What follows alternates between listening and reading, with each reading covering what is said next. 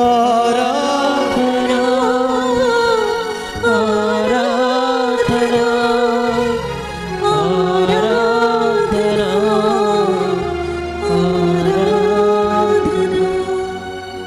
ആരാധന. സന്തോഷത്തോടെ ഇരിക്കുക. പരിശുദ്ധ പരമദിവ്യകാരുണ്യത്തിന് പരിശുദ്ധ പരമദിവ്യകാരുണ്യത്തിന് പരിശുദ്ധ പരമദിവ്യകാരുണ്യത്തിന്. എൻ്റെ പ്രിയപ്പെട്ടവരെ, നമ്മൾ ദൈവവുമായിട്ട് ഒരു ഉടമ്പടി എടുത്താൽ, അല്ലെങ്കിൽ നമ്മൾ ഉടമ്പടി ദൈവമായ ഉടമ്പടിയിലായാൽ, പിന്നെ നമ്മൾ മുഖ്യ പ്രാധാന്യം കൊടുക്കേണ്ടത് ഉടമ്പടി സ്ഥിരീകരിച്ച് കിട്ടാൻ വേണ്ടിയാണ്. നമ്മൾ ഉടമ്പടി എടുക്കുന്നതും സ്ഥിരീകരണവും രണ്ട് സബ്ജക്റ്റാണ്. ഉടമ്പടി എടുത്തു കഴിഞ്ഞാൽ നമ്മളെ സ്ഥിരീകരണത്തിന് വേണ്ടിയുള്ള കാര്യങ്ങൾ നമ്മുടെ ജീവിതത്തിൽ ആത്മാർത്ഥതയോടെ ചെയ്യുമ്പോഴാണ് ദൈവം ഉടമ്പടി ഉറപ്പിക്കുന്നത്. ദൈവം ഉടമ്പടി ഉറപ്പിക്കുക എന്നുള്ളത് ദൈവത്തിൻ്റെ ഭാഗത്തുനിന്ന് ചെയ്യേണ്ട കാര്യങ്ങളാണ്. ഞാൻ കണ്ടുവന്നിരിക്കുന്ന അനുഭവം കൊണ്ട് നോക്കണത്, ഒരു 10 ഉടമ്പടി എടുത്താൽ 6 ദൈവം ഉറപ്പിക്കത്തില്ല. അതാണ് ഇപ്പം കണ്ടുവരണത്. ചിലർക്ക് നമ്മൾ വളരെ ഉടമ്പടി ഉറപ്പിക്കും എന്ന് നമുക്ക് തോന്നണ ആൾക്കാരെ പക്ഷേ ദൈവം അത് ഉറപ്പിക്കാനായിട്ട് കാണുന്നില്ല. നമ്മൾ ഇവരുടെ ഉടമ്പടി ഉറക്കാൻ പോണില്ല എന്ന് നമുക്ക് തോന്നുകയാണെങ്കിൽ ചില ആൾക്കാർക്ക് ദൈവം അപ്രതീക്ഷിതമായ ചില ആൾക്കാർക്ക് ദൈവം ഉടമ്പടി ഉറപ്പിച്ചെന്നും വരും പെട്ടെന്ന്. അതെല്ലാം നമ്മുടെ മനോനിലയുടെ വിഷയങ്ങളാണ്. ഉടമ്പടിയും മനോനിലയും നിങ്ങൾക്കറിയാമല്ലോ, ഇത് ഒരു പൊട്ടക്കണ്ണൻ്റെ മാവെട്ടെറി പോലെയുള്ള ഒരു വിഷയമല്ല. ഇത് ഷാർപ്പായിട്ട് ഷൂട്ട് ചെയ്യാൻ പറ്റുന്ന ഒരു മാത്തമാറ്റിക്കൽ പ്രിസിഷനോട് നമുക്ക് മൂവ് ചെയ്യാൻ പറ്റുന്നതാണ് ഈ ഉടമ്പടി എന്ന് പറയുന്നത്. അതുകൊണ്ട് കൃപാസനത്തിൽ പോകാം, ഉടമ്പടി എടുക്കാം. ചിലപ്പോൾ ദൈവം നമ്മളെ അനുഗ്രഹിച്ചേക്കും എന്ന് പറഞ്ഞിട്ട് കാര്യമില്ല. കൃപാസനം ചവിട്ടിയാൽ ദൈവം അനുഗ്രഹിച്ചിരിക്കും. അതാണ് ഉടമ്പടിയുടെ ഒരു പ്രിസിഷൻ എന്ന് പറയുന്നത്. പക്ഷെ നമ്മൾ കുറച്ച് കാര്യങ്ങൾ ശ്രദ്ധിക്കണം.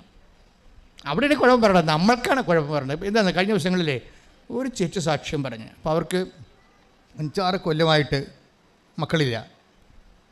അപ്പോൾ അവർ കൃപാസനത്തിലോട്ട് പോകാൻ തീരുമാനിച്ചു. 6 കൊല്ലമായിട്ട് അവർക്ക് മക്കളില്ല. അപ്പോൾ അവർ ഒത്തിരിയേറെ ട്രീറ്റ്മെൻ്റ് എല്ലാം കഴിഞ്ഞു. അവസാനം അവിടെ നിന്ന് ട്രീറ്റ്മെൻറ്റ് കൊണ്ട് അവർക്ക് പ്രയോജനമൊന്നും ഉണ്ടായില്ല. അപ്പോൾ അവർ കൃപാസനത്തിലോട്ട് പോകാൻ വേണ്ടി തീരുമാനിച്ചു കഴിഞ്ഞിട്ട് അവർക്ക് ദൈവമായിട്ടൊരു പേഴ്സണൽ ഇൻട്രാക്ഷൻ ഉള്ള ആളാണ്. ഇപ്പോഴത്തെ ഒരു കാലത്തിൻ്റെ പ്രത്യേകത, ഞങ്ങളുടെ അപ്പന്മാരൊക്കെ ജീവിക്കുന്ന കാലത്തിനേക്കാളും ദൈവം ഒരു ജനകീയമായ കമ്മ്യൂണിക്കേഷൻസ് വന്നിട്ടുണ്ട്. നമ്മളവർക്ക് ഈ കാലം കെട്ടകാലമാണെന്ന്. കെട്ടകാലമല്ല, നല്ല തെളിച്ചമുള്ള കാലമാണ്. എന്ന് വെച്ച് കഴിഞ്ഞാൽ ഓൾമോസ്റ്റ് ഓൾ എല്ലാവരുമായിട്ട് തന്നെ ദൈവത്തിന് പേഴ്സണൽ ബന്ധമുണ്ട്. എന്നിട്ട് അതിന് ഒരു പ്രയോറിറ്റി പാരമ്പര്യം ഒന്നുമില്ല. ഇപ്പം ഞങ്ങൾ വി ആർ ട്രഡീഷണൽ ക്രിസ്ത്യൻസ് എന്ന് പറഞ്ഞുകൊണ്ട് അതിൻ്റെ അത് പ്രത്യേകിച്ച് ആനുകൂല്യമൊന്നുമില്ല. ട്രഡീഷൻ നിൻ്റെ അപ്പന്മാരുടെ കാലത്ത് മുതൽ ക്രിസ്ത്യൻസ് ആയതുകൊണ്ട് ഇപ്പോൾ നിൻ്റെ കാലത്ത് നിനക്ക് പ്രത്യേകിച്ച് ദൈവം നിനക്കൊരു ആനുകൂല്യം തരുന്നത്. ഇതെല്ലാം പേഴ്സണൽ കമ്മിറ്റ്മെൻറ്റിൻ്റെ ഭാഗമാണ്. പേഴ്സണലായിട്ട് ആരാ കമ്മിറ്റ്മെൻറ്റ് ചെയ്യണത്? അയാളൊരു പുതിയ ആളാണെന്ന് വിചാരിച്ചു, വിശ്വാസത്തിലേക്ക് പുതിയ ആളായിട്ട് വന്നതാണ്. പക്ഷെ അയാളുടെ കമ്മിറ്റ്മെൻറ്റ് കറക്റ്റാണെങ്കിൽ ഉടമ്പടി ഉടനെ ഓക്കെ ആവും. പക്ഷേ നീ ഒരു 500 കൊല്ലമോ 1000 കൊല്ലം 2000 കൊല്ലമോ ആയിട്ട് ഞാൻ ക്രിസ്ത്യൻ കുടുംബത്തിലേക്ക് ജനിച്ച് വന്ന ആളായതുകൊണ്ട് നീ കർത്താവിൻ്റെ തിരുസേനയിൽ വരണത് കൊണ്ട് കർത്താവ് നിനക്ക് ഉത്തരം നൽകണമെന്നുള്ളത് ദാറ്റ് ഡസൻറ്റ് മേക്ക് എനിത്തിങ്. അത് വർക്കൗട്ട് ചെയ്യണില്ല. അതുകൊണ്ട് നമ്മുടെ ഈ സാക്ഷ്യം കേട്ടിട്ടൊക്കെ മനസ്സിലാകും ആരാണ് പേഴ്സണലായിട്ട് കമ്മിറ്റ് ചെയ്യണത്. ഈ ദൈവം സത്യമായത് കൊണ്ടാണ് ഈ വിഷയം അവിടെ. അതായത് ദൈവം സത്യമാണ്. നിൻ്റെ ഫയൽ എങ്ങനെയാണ്, നിൻ്റെ അക്കൗണ്ട് എങ്ങനെയാണ് ദൈവമായിട്ട് മെയിൻറ്റെയിൻ ചെയ്തിരിക്കുന്നത്, അതിപ്പോഴും നിലവിലുണ്ടോ, അക്കൗണ്ട് ഉണ്ടോ? അതാ വല്ല കാലത്ത് ഇപ്പോൾ ചില ബാങ്ക് അക്കൗണ്ട് പോയി തുടങ്ങത്തില്ലേ, തുടങ്ങണ കാലത്ത് 100 രൂപ അടക്കും, അല്ലെങ്കിൽ പിന്നെ 2-3 കൊല്ലം കഴിയുമ്പോൾ കൊണ്ട് 1000 രൂപ അടക്കും. പക്ഷേ നമ്മൾ 1100 രൂപ അടച്ചിട്ടുണ്ടല്ലോ, അതിൻ്റെ പലിശ ഉണ്ടല്ലോ എന്ന് പറഞ്ഞായിരിക്കും നമ്മൾ ചെല്ലണത്. അപ്പോൾ അവർ പറയും കാശും കെട്ടി തരാൻ പറയും. സർവീസ് ചാർജായിട്ട് പോയെന്ന് പറയില്ല. പാരമ്പര്യക്കാരൻ്റെ ഒരു അവസ്ഥയാണ്, മൊത്തം സർവീസ് ചാർജായിട്ട് പോകും. നിന്നെ ഇത്രയും നാൾ കൊണ്ടുവന്നില്ലേ, അതിൻ്റെ സർവീസ് ചാർജ് പോകും. അത് വളരെ സീരിയസ് വിഷയമാണ്. നമ്മൾ ബാങ്കിൽ ഇപ്പോൾ 2000 രൂപ 3000 രൂപ 4000 രൂപയൊക്കെ അടച്ചെന്നൊക്കെ പറഞ്ഞ് ചെന്നിട്ട് നമ്മളൊരു ആവശ്യത്തിന് വേണ്ടി ബാങ്കിൽ ചെല്ലുമ്പോൾ ആ 4000 ഇല്ല അവിടെ, അത് സർവീസ് ചാർജായിട്ട് പോയെന്ന് പറയും. പരമ്പരക്കാരനെ കർത്താവുമായിട്ട് ഡെയിലി അക്കൗണ്ട് കറക്റ്റ് അല്ലെങ്കിൽ സർവീസ് ചാർജ് കൂടിക്കൊണ്ടിരിക്കും. കാര്യം ദൈവം നമുക്ക് എന്ത് തന്നാലും ദൈവത്തിന് നഷ്ടമായിരിക്കും. അതിനൊക്കെറിയാമല്ലോ, ദൈവത്തിന് നമുക്ക് ലാഭമായിരിക്കും. ദൈവമായിട്ടുള്ള ഇൻട്രാക്ഷനിൽ നമുക്ക് എന്ത് കിട്ടി തന്നാലും ദൈവത്തിനത് നഷ്ടമായിരിക്കും. എന്താ കാര്യം വെച്ച് കഴിഞ്ഞാൽ, നിന്നെ വിശ്വാസത്തിലെടുക്കുമ്പോൾ ദൈവത്തിന് ഇൻവെസ്റ്റ് ചെയ്യേണ്ടി വരണത് നിനക്ക് വേണ്ടി നിത്യജീവനാണ്, അനുദിന ജീവിതമല്ല. നിൻ്റെ വിശ്വാസം ദൈവം കൺഫർ ചെയ്ത് കഴിഞ്ഞാൽ ദൈവം അലോട്ട് ചെയ്യേണ്ടി വരണത് എന്താണ്? കാര്യം വിശ്വാസം കൊടുക്കണത് കല്യാണം കെട്ടിക്കൽ, വസ്തു വിൽപ്പന, അല്ലെങ്കിൽ വിദേശ രാജ്യത്ത് പോണ, അതൊന്നും അല്ല വിശ്വാസത്തിൻ്റെ പാക്കേജ്. വിശ്വാസം ഒരു വ്യക്തിക്കുണ്ടെങ്കിൽ അത് സത്യസന്ധമാണെങ്കിൽ ദൈവത്തിന് അലോട്ട്മെൻറ്റായി ചെയ്യേണ്ടി വരണത് നിത്യജീവനായിരിക്കും. പക്ഷെ അത്രയും റിട്ടേൺസ് നിൻ്റെ ഭാഗത്തുനിന്ന് ഉണ്ടാകത്തില്ല. അതാണ് ദൈവത്തിന് നഷ്ടമാണെന്ന് പറയാൻ കാര്യം. കാരണം നിത്യജീവൻ എന്ന് പറയുന്നത് യേശുക്രിസ്തുവിൻ്റെ രക്തത്തിൻ്റെ ജീവൻ്റെ വിലയാണ്. നീ വിശ്വാസം കൊടുത്തു എന്നും പറഞ്ഞുകൊണ്ട് ദൈവത്തെ തരേണ്ടി വരണത്, അലോട്ട് ചെയ്യേണ്ടി വരണത് എപ്പോഴും എന്താണ്? ഇതുകൊണ്ട് ഈ അമേരിക്കൻ വിസയിലൊക്കെ പ്രോബ്ലം എന്താ? അതല്ലേ പ്രോബ്ലം. അവർ 10 കൊല്ലത്തേക്ക് വിസ ഇൻവെസ്റ്റ് നിനക്ക് തരുന്നു. പക്ഷേ 10 കൊല്ലം നിനക്ക് അവിടെ പണിയെടുക്കാം. പക്ഷേ ഇന്നലെ ചെന്ന നീ ആ രാജ്യത്തിന് വേണ്ടി, അതിൻ്റെ വളർച്ചയ്ക്ക് വേണ്ടിയും ഒന്നും മുടക്കിയിട്ടില്ല. ഇനി മുടക്കുമെന്ന് പറഞ്ഞിരിക്കുകയാണ്, വിദ്യാഭ്യാസം കൊണ്ട് അവിടെ സർവീസ് ചെയ്യുമെന്ന് പറഞ്ഞിരിക്കുകയാണ്. ആ ഒരു ഇതിൽ നിനക്ക് വരുമ്പോൾ ആ രാജ്യത്തെ സംബന്ധിച്ചിടത്തോളം അത് നഷ്ടമാണ് ശരിക്കും. എന്ന് പറഞ്ഞ പോലെ തന്നെ നീ ദൈവരാജ്യത്തിലേക്ക് വരുമ്പോൾ, വിശ്വാസം കൊണ്ട് ദൈവരാജ്യത്തിലേക്ക് വരുമ്പോൾ നിനക്ക് ഇൻവെസ്റ്റ് ചെയ്യേണ്ടി വരണത് വിശ്വാസമാണ്. പക്ഷേ ദൈവത്തിന് അലോട്ട് ചെയ്യേണ്ടി വരണത് നിത്യജീവനാണ്. എന്താ കാര്യം? നിത്യജീവൻ പക്ഷേ ക്രിസ്തുവിൻ്റെ രക്തത്തിൻ്റെ വിലയാണ്, ജീവൻ്റെ വിലയാണ്. പാപത്തിൻ്റെ പരിഹാരം അവൻ ചെയ്തത് കാരണം നിൻ്റെ പരിഹാരമാണ് നിനക്ക് ലഭിക്കുന്നത്. പരിഹാരം നിത്യജീവനിലേക്ക് നമുക്ക് യോഗ്യമാകാൻ കാരണം നിൻ്റെ പകരക്കാരനായ നിൻ്റെ പാപത്തിന് വേണ്ടി യേശുക്രിസ്തു ക്രൂശിക്കപ്പെടുകയും പാപപരിഹാരം പീഡാനുഭവങ്ങളുടെയും തിരുവണ്ണത്തിൻ്റെയും രൂപത്തിൽ അവൻ വഹിച്ചപ്പോഴാണ് അത് റിട്ടാലിയേറ്റ് ചെയ്തത്. റിട്ടാലിയേഷനാണ് വന്നിരിക്കുന്നത്. നിനക്ക് വേണ്ടി നീ സഹിക്കേണ്ടത് കർത്താവ് ഏറ്റെടുത്തു. നോൻപ് കാലം വാസ്തവത്തിൽ യേശുവിനെ എന്തുകൊണ്ടാണ് നമ്മൾ കുരിശിൻ്റെ വഴിയൊക്കെ നടത്തുമ്പോൾ നമ്മൾ മുട്ടയിൽ നിന്നും എഴുന്നേറ്റും ഒക്കെ എന്താ നടന്നത്? കർത്താവിൻ്റെ പങ്കപ്പാടുകളുടെ മനസ്സായുള്ള ദൈവസ്നേഹത്തോടെയുള്ള യോജിപ്പാണ് നമ്മൾ കാണിക്കുന്നത്. ദൈവസ്നേഹത്തോടെയുള്ള യോജിപ്പ് നമ്മൾ കാണിക്കുകയാണ്. ഐക്യദാർഢ്യമാണ് ശരിക്കും. കർത്താവിൻ്റെ പീഡാനുഭവങ്ങളിലും പരിഹാരങ്ങളോടുമുള്ള ഒരു വിശ്വാസിയുടെ ഐക്യദാർഢ്യമാണ് ഈ കുരിശിൻ്റെ വഴി എന്ന് പറയുന്നത്. കുരിശിൻ്റെ വഴി പരിഹാര പ്രാർത്ഥന എന്ന് പറയുന്നത് അത് കുരിശിൻ്റെ വഴി അനുഷ്ഠാന കർമ്മം പോലെ തന്നെയാണ്. നമുക്ക് കുരിശിൻ്റെ വഴിയായിട്ടാണ് നമുക്ക് നഷ്ടപ്പെടുന്നതെല്ലാം കുരിശിൻ്റെ വഴിയാണ്. നമുക്ക് ഈ ഉടമ്പടിയിൽ ഒത്തിരിയേറെ കുരിശിൻ്റെ വഴികളുണ്ട്. ഇപ്പോൾ ഒരു രോഗിയെ കാണാൻ പോകണം. അപ്പോൾ ഈ ദിവസങ്ങളിൽ പാർവതി എന്നും പറഞ്ഞൊരു മോളുടെ സാക്ഷ്യമുണ്ട്. അപ്പോൾ പാർവതി എന്ന് പറഞ്ഞ മോളുടെ ഉടമ്പടി എടുത്തിട്ട് ഒരു സിസ്റ്റർമാർ അന്തേവാസികളെ, പാവപ്പെട്ട ഈ അഭയമില്ലാത്ത ആൾക്കാരെ സന്ധിക്കുന്ന ഒരു സ്ഥലത്ത് പാർവതി പോകുമ്പോൾ അവളുടെ കയ്യിൽ അവർക്ക് കൊടുക്കാനൊന്നുമില്ല. അപ്പോൾ സിസ്റ്ററിനോട് പറയും, സിസ്റ്ററെ ഞങ്ങൾ പാവപ്പെട്ടവരാണ്, ഞങ്ങൾക്കൊന്നും തരാനില്ല. അപ്പോൾ സിസ്റ്റർ പറയും, നീ എന്തിനാ തരണത്? നിനക്ക് കർത്താവ് തരും അമർത്തി കുലുക്കി. അക്കാലത്ത് നീ ഒരു ചായക്ക് കാശ് അവർക്ക് കൊടുത്താൽ മതി. സിസ്റ്റർ അവർക്കൊന്നും വല്ലതും ചോദിച്ചില്ല. അവർക്ക് കൊടുക്കാനുള്ളത് കൊണ്ട് അതില്ലെന്ന് അവർ പറഞ്ഞത് കൊണ്ട് സിസ്റ്റർ അങ്ങനെ തിരിച്ച് പറഞ്ഞു. എനിക്ക് ആ സിസ്റ്ററിൻ്റെ ഉത്തരം ഭയങ്കരമായിട്ട് ഇഷ്ടപ്പെട്ടു. അപ്പോൾ പാർവതി അമ്മയോട് പറയും, അമ്മേ നമ്മൾക്കൊന്നും കൊടുക്കാനില്ലല്ലോ. അപ്പോൾ പാർവതിയുടെ സ്വന്തം അമ്മ പറയും, നമ്മൾ കൊടുക്കും മകളെ എന്ന് പറയും. എന്താ കാര്യം? ഒരു പ്രത്യാശയാണ്. ഉടമ്പടി വെച്ചിട്ടുണ്ട് കർത്താവുമായിട്ട്. ഇന്നല്ലെങ്കിൽ നാളെ കർത്താവ് നമ്മുടെ ഉടമ്പടി ഉറപ്പിക്കും. അത് പാർവതിയോട് സ്വന്തം അമ്മ പറയണതാണ് എനിക്ക് എപ്പോഴും ഫീലായി വന്നിരുന്നത്. അതായത് നമ്മൾ കൊടുക്കും മോളെ എന്ന് പറയുമ്പോൾ എന്താണ്? ഇന്നല്ലെങ്കിൽ നാളെ നമ്മൾ ചെയ്ത ഉടമ്പടി കർത്താവ് ഉറപ്പിക്കും. അന്ന് നമുക്ക് സമ്പത്ത് കിട്ടും. അന്ന് നമ്മളവർക്ക് പങ്കുവെച്ച് കൊടുക്കും. പങ്കുവെപ്പ് എല്ലാം കുരിശിൻ്റെ വഴികളാണ്. അത് വെയിലത്ത് പോകണം അല്ലേ, ചിലപ്പോൾ മഴയത്ത് പോകണം അല്ലേ, ചിലപ്പോൾ നമ്മൾ ആഹരിക്കാനുള്ള കാര്യങ്ങൾ പോലും ചിലപ്പോൾ അവർക്ക് കൊടുക്കേണ്ടി വരും. ഇപ്പോൾ കഴിഞ്ഞ ദിവസങ്ങളൊരു സാക്ഷ്യം ഉണ്ടായതുകൊണ്ട് ഞാൻ രോഗികൾക്ക് കൊടുത്ത് തീർന്നപ്പോൾ ഓഫീസിലേക്ക് പോണ വഴിക്ക് എൻ്റെ ഭക്ഷണം കൂടി അവർക്ക് കൊടുക്കേണ്ടി വരും. ആൾ കൂടി പോയിരുന്നു. ആശുപത്രി ചെന്നപ്പോഴേ ഭക്ഷണം കൊടുക്കാൻ ചെന്നപ്പോഴേ ഗവൺമെൻറ് ഓഫീസറാണ്. കൊടുത്ത് വന്നപ്പോൾ പിന്നെ ആൾ വന്നപ്പോൾ അവിടെ ഭക്ഷണം കൊടുത്തു. പിന്നെ ഞാൻ ചായക്കടയിൽ പോയി ചായയും കുടിച്ചിട്ട് പോയി. അത് കുരിശിൻ്റെ വഴിയാണ്. അതാണ് കുരിശിൻ്റെ വഴി എന്ന് പറയുന്നത്. കർത്താവിന് വേണ്ടി കൊടുത്ത് വന്നപ്പോൾ പിന്നെയുള്ള സ്വന്തം ഭക്ഷണമാണ്. അതും ആൾ കൂടിയ കാരണം അറിയാതെ കൊടുത്തു. പിന്നെ ആശുപത്രി പോയി ഓഫീസിൽ പോയി ജോലി ചെയ്യണ്ടേ, തലനേരം നിൽക്കണ്ടേ, അത് കാരണം പോയി ഒരു ചായ ഒരു കടിയും കുടിച്ചിട്ട് ഞാൻ പോയി എന്ന് പറയും. അതാണ് അത് കുരിശിൻ്റെ വഴിയാണ്. പക്ഷെ നിങ്ങൾ എന്ത് ചെയ്യണമെന്നല്ല പ്രശ്നം, നിങ്ങൾ എന്ത് മനോഭാവത്തോടെ ചെയ്യുന്നു അവിടെയാണ് ഉടമ്പടി ഉറക്കണത്. അത് സന്തോഷത്തോടെ ചെയ്യണം. സന്തോഷത്തോടെ ചെയ്യണതിന് എന്ത് വേണം? ദൈവത്തോട് സ്നേഹമുണ്ടാകണം. നമുക്ക് സ്നേഹമുള്ളവർക്ക് നമ്മൾ എന്ത് കൊടുത്താലും നമുക്ക് സന്തോഷമേ ഉണ്ടാകത്തുള്ളൂ, ഒരിക്കലും ദുഃഖം ഉണ്ടാകത്തില്ല, അല്ലേ? നമുക്ക് സ്നേഹമുള്ളവർക്ക് നമ്മൾ എന്ത് കൊടുത്താലും, നമ്മൾ ഉപയോഗിക്കണത് തന്നെ കൊടുത്താലും നമുക്ക് ഉള്ളിൻ്റെ ഉള്ളിൽ പിന്നെയും കൊടുക്കണം എന്നുള്ള സന്തോഷമേ ഉണ്ടാകത്തുള്ളൂ. അതെന്താ കാര്യം? സ്നേഹമുള്ളത് കൊണ്ടാണ്. നമ്മൾ മോന്തയും കയറ്റിയും മ്ലാനവചന കൊടുത്തു കഴിഞ്ഞാൽ അതിനകത്ത് സ്നേഹമില്ല, എന്തോ ഒരു കാര്യം നമ്മൾ ചട്ടപ്പടി ചെയ്തു തീർക്കുകയാണ്. അപ്പോൾ സ്നേഹത്തോടെ കൊടുക്കാം. Take the word of God. ശ്രദ്ധിക്കട്ടെ. ഹല്ലേലൂയ ഹല്ലേലൂയ ഹല്ലേലൂയ ഹല്ലേലൂയ യേശുവേ നന്ദി. ഹല്ലേലൂയ ഹല്ലേലൂയ. ക്രൂശിൽ കണ്ടു ഞാൻ സ്നേഹത്തെ, ആഴമാർന്ന മഹാത്യാഗത്തെ. ക്രൂശിൽ കണ്ടു ഞാൻ സ്നേഹത്തെ, ആഴമാർന്ന മഹാത്യാഗത്തെ. പകരം എന്തു നൽകും ഞാനിനി, ഹൃദയം പൂർണ്ണമായി നൽകുന്നു നാഥന്. പകരം എന്തു നൽകും ഞാനിനി, ഹൃദയം പൂർണ്ണമായി നൽകുന്നു നാഥന്. പരമദിവ്യകാരുണ്യത്തിന് ആരാധനയും സ്തുതിയും പുകഴ്ചയും ഉണ്ടായിരിക്കട്ടെ. ദാനം ചെയ്യുന്നവൻ ഔദാര്യത്തോടെയും നേതൃത്വം നൽകുന്നവൻ തീക്ഷ്ണതയോടെയും കരുണ കാണിക്കുന്നവൻ പ്രസന്നതയോടെയും പ്രവർത്തിക്കട്ടെ. അതാണ് കരുണ കാണിക്കുന്നത്. എന്ത് ചെയ്യണം? മോന്തം കയറ്റിക്കൊണ്ട് കരുണ കാണിക്കരുതെന്ന്. അത് ഔട്ട് ഓഫ് ലവ് അല്ലെന്ന്. കൊടുക്കുന്നവൻ എന്ത് ചെയ്യണം? അത് പ്രസന്നവതിനകത്ത് വളരെ ഹാപ്പി ആയിരിക്കണമെന്ന്.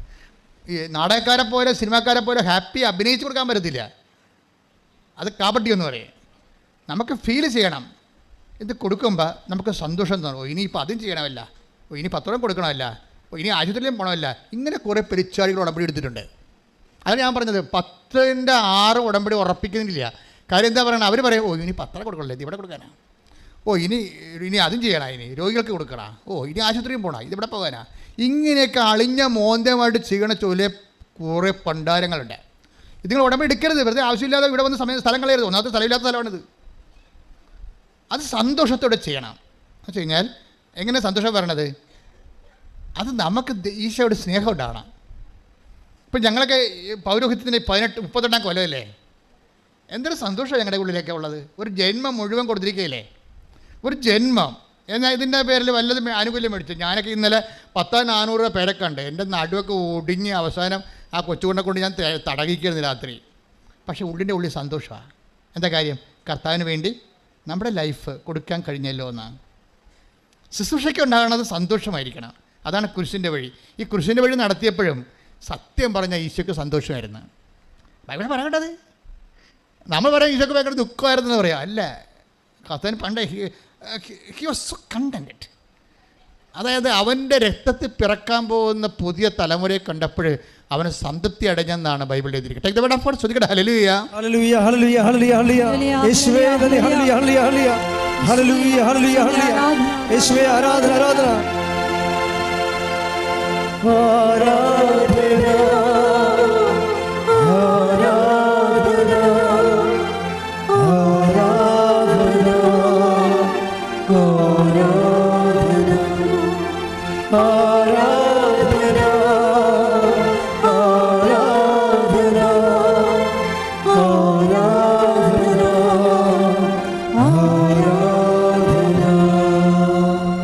യെശയ്യാ 53:10-11.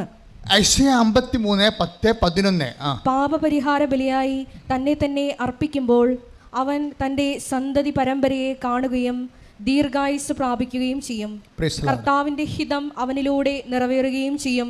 തൻ്റെ കഠിനവേദനയുടെ ഫലം കണ്ട് അവർ സംതൃപ്തനാകും.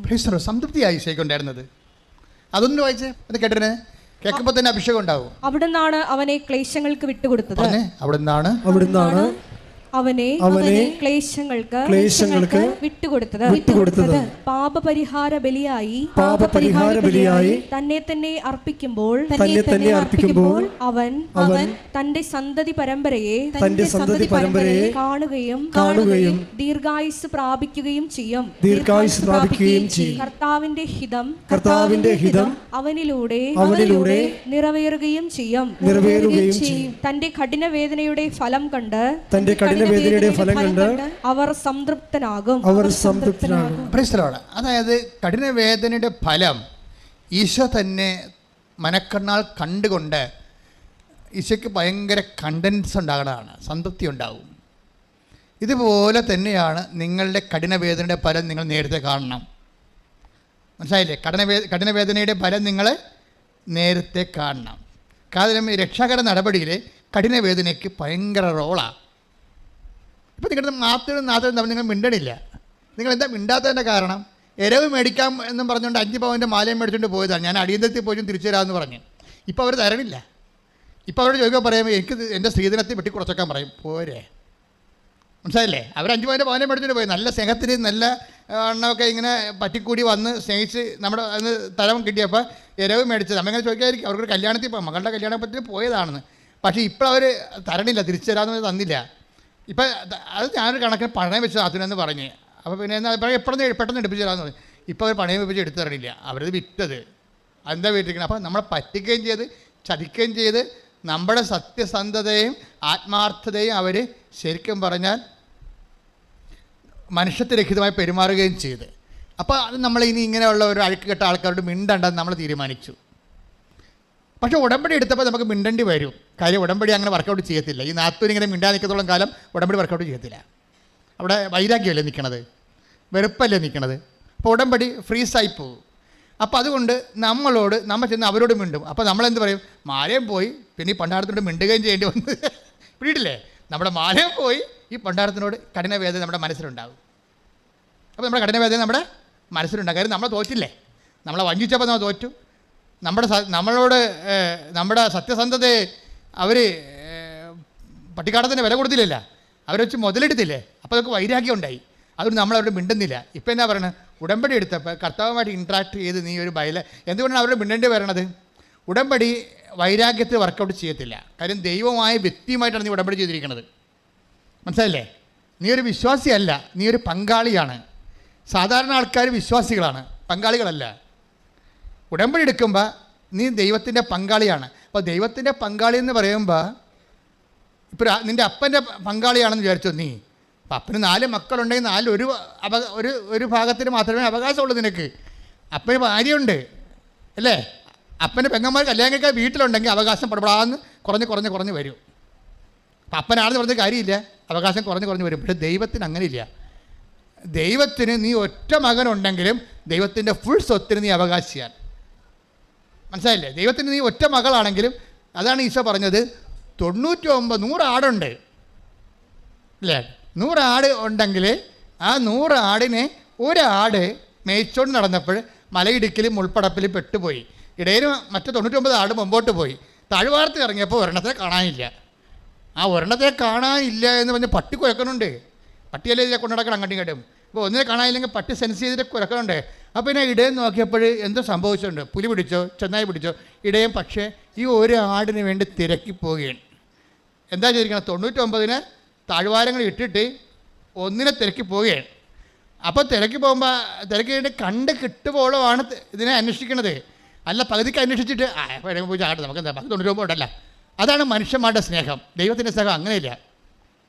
ഇത് ബൈബിൾ എന്താ പറഞ്ഞത്?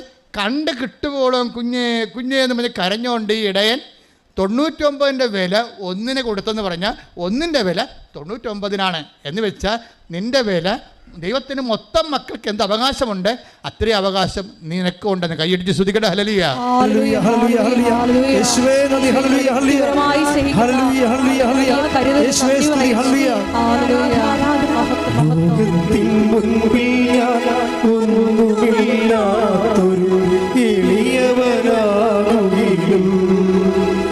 ദൈവമേ നിൻ മുൻപിൽ ദാസനാം ഞാനൊട്ടും ചെറുതായി പോകരുതേ.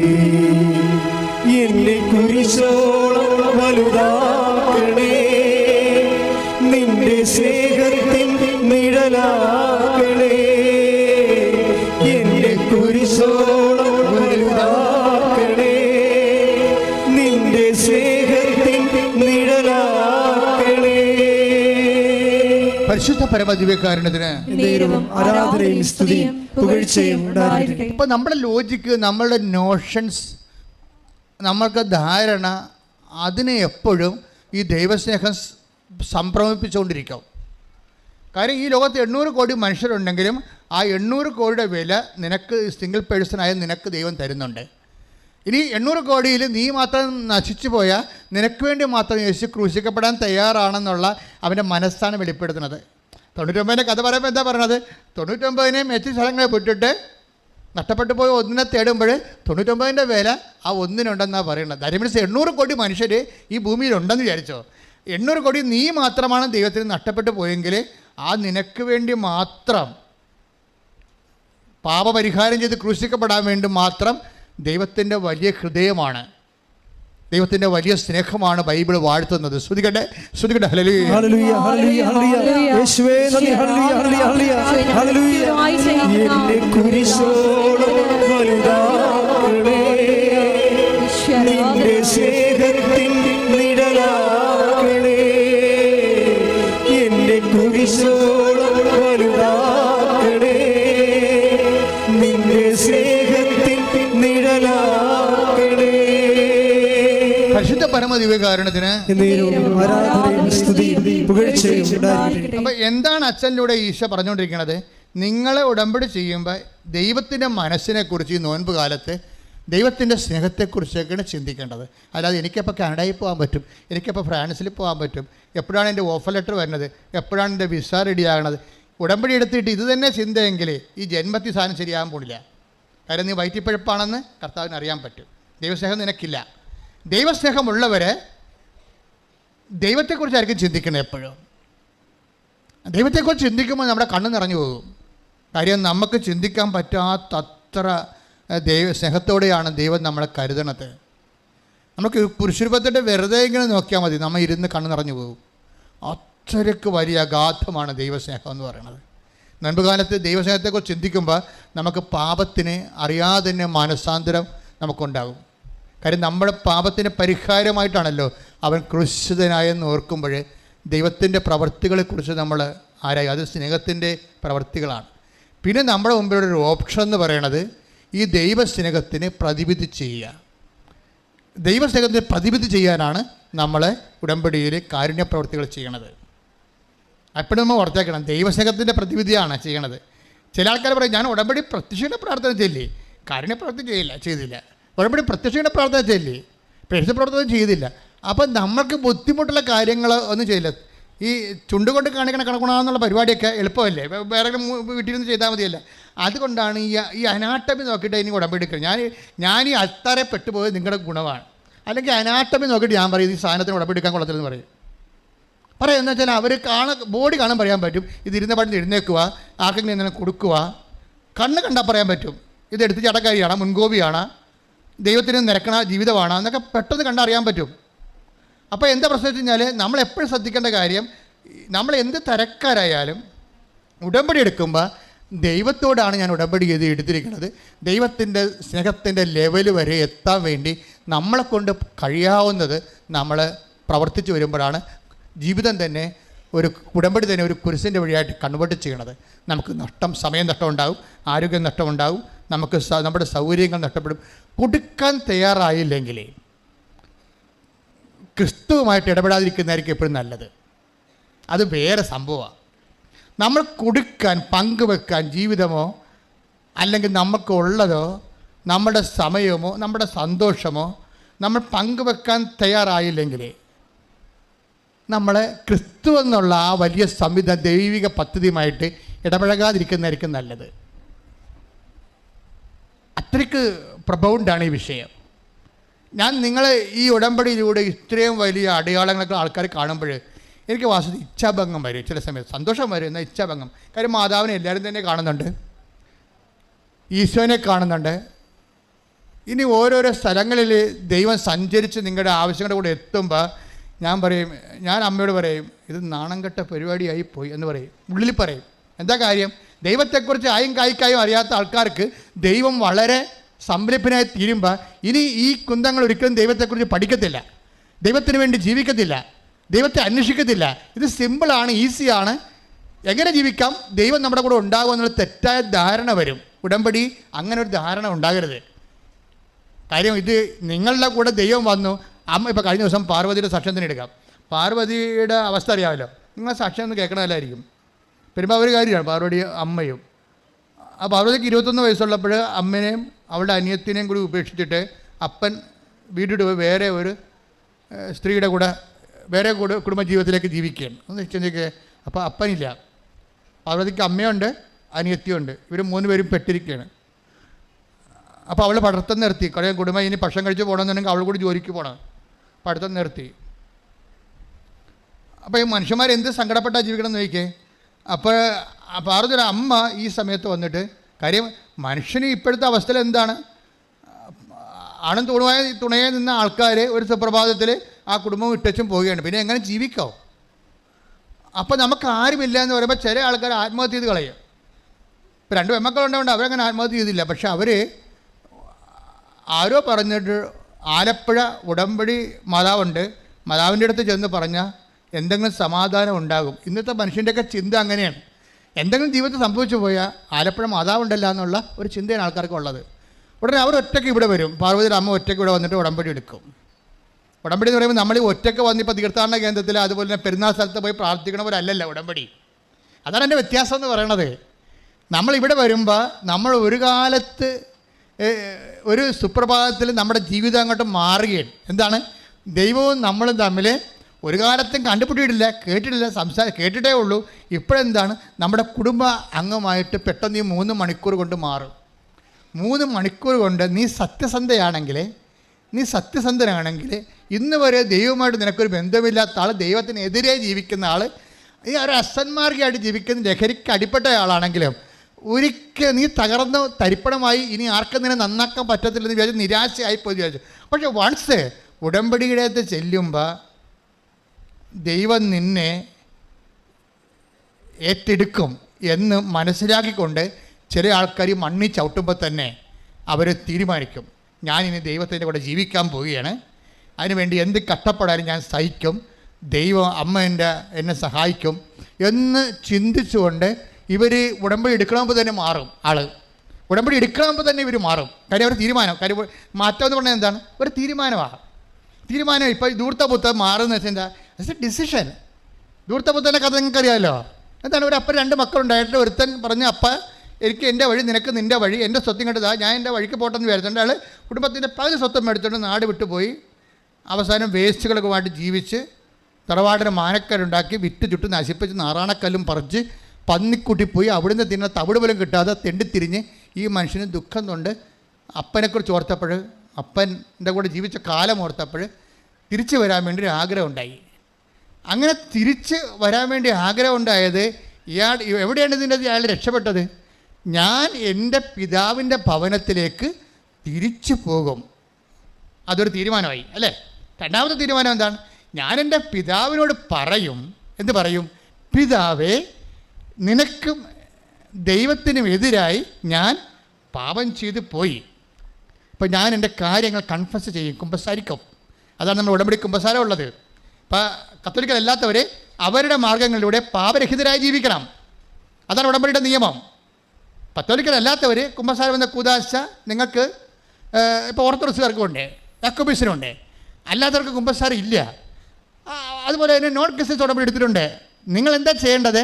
നിങ്ങൾ ദൈവമാകുന്ന വിശുദ്ധമായ ദൈവികമായ സ്വർഗീയ വ്യക്തിത്വത്തോടാണ് നിങ്ങൾ ഒരു ഉടമ്പടിയിലായിരിക്കണം എന്ന് വിചാരിക്കുമ്പോൾ ഉടമ്പടി ആവശ്യപ്പെടുന്നത്, ഞാൻ പരിശുദ്ധരായിരിക്കുന്ന പോലെ നിങ്ങളും പരിശുദ്ധരായിരിക്കണം. ദുഷ്ടന് ഉടമ്പടി എടുക്കാൻ പറ്റത്തില്ല, പതിവാസിക്ക് ഉടമ്പടി എടുക്കാൻ പറ്റത്തില്ല. 50 എടുത്ത് സങ്കീർത്തനം 50 ശ്രുതികട്ടെ. ഹല്ലേലൂയ ഹല്ലേലൂയ ഹല്ലേലൂയ. യേശുവേ നന്ദി. ഹല്ലേലൂയ ഹല്ലേലൂയ ഹല്ലേലൂയ. യേശുവേ ആരാധന ആരാധന ആരാധന ആരാധന. 50-ാം സങ്കീർത്തനം 16-ാം തിരുവചനം. എന്നാൽ ദുഷ്ടനോട് ദൈവം പറയുന്നു, എൻ്റെ നിയമങ്ങൾ ഉരുവിടാനോ എൻ്റെ ഉടമ്പടിയെക്കുറിച്ച് ഉരിയാടാനോ നിനക്കെന്ത് കാര്യം? നിന്നോട് ഞാൻ ഉടമ്പടി വാക്കുചിട്ട് മോന്തൊക്കെ അടിക്കുന്ന മനസ്സിലായില്ല. അത്ര സീരിയസ് വിഷയം. വിശുദ്ധീകരിക്കാൻ ആഗ്രഹിക്കാത്തൊരു മനുഷ്യൻ ഉടമ്പടിയെക്കുറിച്ച് വായെടുത്ത അപ്പടി മോന്തൊക്കെ കിട്ടും. എന്താ പറഞ്ഞിരിക്കുന്നത്? സങ്കീർത്തനം 50:16 വായിച്ചേ. എന്നാൽ ദുഷ്ടനോട് ദൈവം പറയുന്നു, എന്നാൽ ദുഷ്ടനോട് ഞാൻ പറയും, എന്റെ നിയമങ്ങൾ ഉരുവിടാനോ എൻ്റെ വചനങ്ങൾ ഉരുവിടാനോ എന്റെ ഉടമ്പടിയെക്കുറിച്ച് ഉരിയാടാനോ നിനക്കെന്ത് കാര്യം? ഉടമ്പടിയെടുക്കാൻ കൃപാസനത്തിൽ വരുമ്പോഴേ വിശുദ്ധീകരിക്കാൻ ഉദ്ദേശിച്ചില്ലെങ്കിൽ നിനക്ക് കൃപാസനത്തിൽ എന്ത് കാര്യമെന്ന് കർത്താവ് ചോദിക്കുന്നു നിന്നോട്. മനസ്സിലായില്ലേ? നീ നിന്റെ പാപത്തെ നിലനിൽക്കാൻ വേണ്ടി തീരുമാനിച്ചു, പിന്നെ കാര്യം കാണാൻ വേണ്ടി ദൈവത്തിനെ കക്ഷി ചേർക്കാൻ വന്നാൽ നിനക്കിവിടെ എന്ത് കാര്യവും ദൈവം ചോദിക്കും. അതിന് നിങ്ങൾ മറുപടി പറയേണ്ടി വരും. കാര്യം ദൈവം വിചാരിക്കണത് പരദൂഷണം പറയുന്നവർ, പക പറയുന്നവർ, വ്യഭിചരിക്കുന്നവർ, കള്ളസാക്ഷ്യം നൽകുന്നവർ എല്ലാത്തിനും കൂടി ദൈവം ഒരൊറ്റ ഹെഡിങ്ങിലാണ് ഉൾപ്പെടുത്തിയിരിക്കുന്നത്. എന്താണ്? ദുഷ്ടൻ. ഒറ്റ വാക്ക്. ഒന്നെങ്കിൽ പാപി, അല്ലെങ്കിൽ ദുഷ്ടൻ, അല്ലെങ്കിൽ ദുഷ്ട, ഇങ്ങനെ പറയും വിളിക്കത്തുള്ളൂ. അല്ലാതെ പരദൂഷണം പറയുന്ന ആളാണ്, അസൂയ പറയുന്ന ആളാണ്, തോന്നിവാസിയാണ്, അസന്മാർക്ക് ജീവിതമാണ്, അങ്ങനെ ദൈവം ഇങ്ങനെ പട്ടിക പറഞ്ഞു വരുന്നവർ പറയത്തില്ല. ദൈവം ഒറ്റ ഹെഡിങ്ങേ പറയത്തുള്ളൂ, ദുഷ്ടൻ. എന്താ കാര്യം? ദുഷ്ടൻ എന്ന് പറഞ്ഞാൽ പിശാചിൻ്റെ പെർസോണിഫിക്കേഷനാണ്. പിശാചിനെ ദൈവം വിളിക്കണത് എന്താണ്? ദുഷ്ടൻ. അതുകൊണ്ട് എന്താ പറ്റിയിരിക്കണത്? സ്വർഗസ്ഥനായ പിതാവ് എന്നുള്ള പ്രാർത്ഥന ഈശോ പ്രാർത്ഥിച്ചപ്പോൾ എന്താ പറഞ്ഞത്? ദുഷ്ടാരൂപിയിൽ നിന്ന് ഞങ്ങളെ രക്ഷിക്കണമേ. അപ്പോൾ ഒറ്റ വാക്കാണ്. പാപിയാണോ അവനെ ദുഷ്ടൻ എന്നാണ് വിളിക്കണം, അല്ല ദുഷ്ട. ദുഷ്ടനിക്ക് ഉടമ്പടിക്ക് എന്ത് കാര്യം എന്നാണ് ചോദിക്കണത്. ഉടമ്പടി എന്ത് കാര്യം? അപ്പോൾ നമ്മുടെ മുമ്പിലുള്ള ഓപ്ഷൻ എന്താ? വിശുദ്ധിയോടെ ഉടമ്പടി എടുക്കുമ്പോൾ തന്നെ ഉടമ്പടി ഉറക്കണമെങ്കിൽ എന്ത് ചെയ്യണം? വിശുദ്ധിയോടെ ജീവിക്കണം. പ്രാർത്ഥിക്കുക. കർത്താവായ ദൈവമേ, ഉടമ്പടി ഉറപ്പിക്കുന്നതിനായി വിശുദ്ധിയോടെ ജീവിക്കാൻ എന്നെ പ്രത്യേകം അഭിഷേകം ചെയ്യണമേ.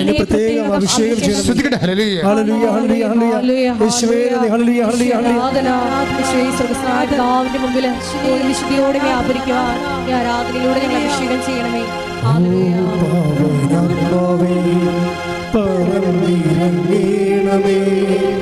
നിന്നെ ശുദ്ധിയുടെ ഇന്നു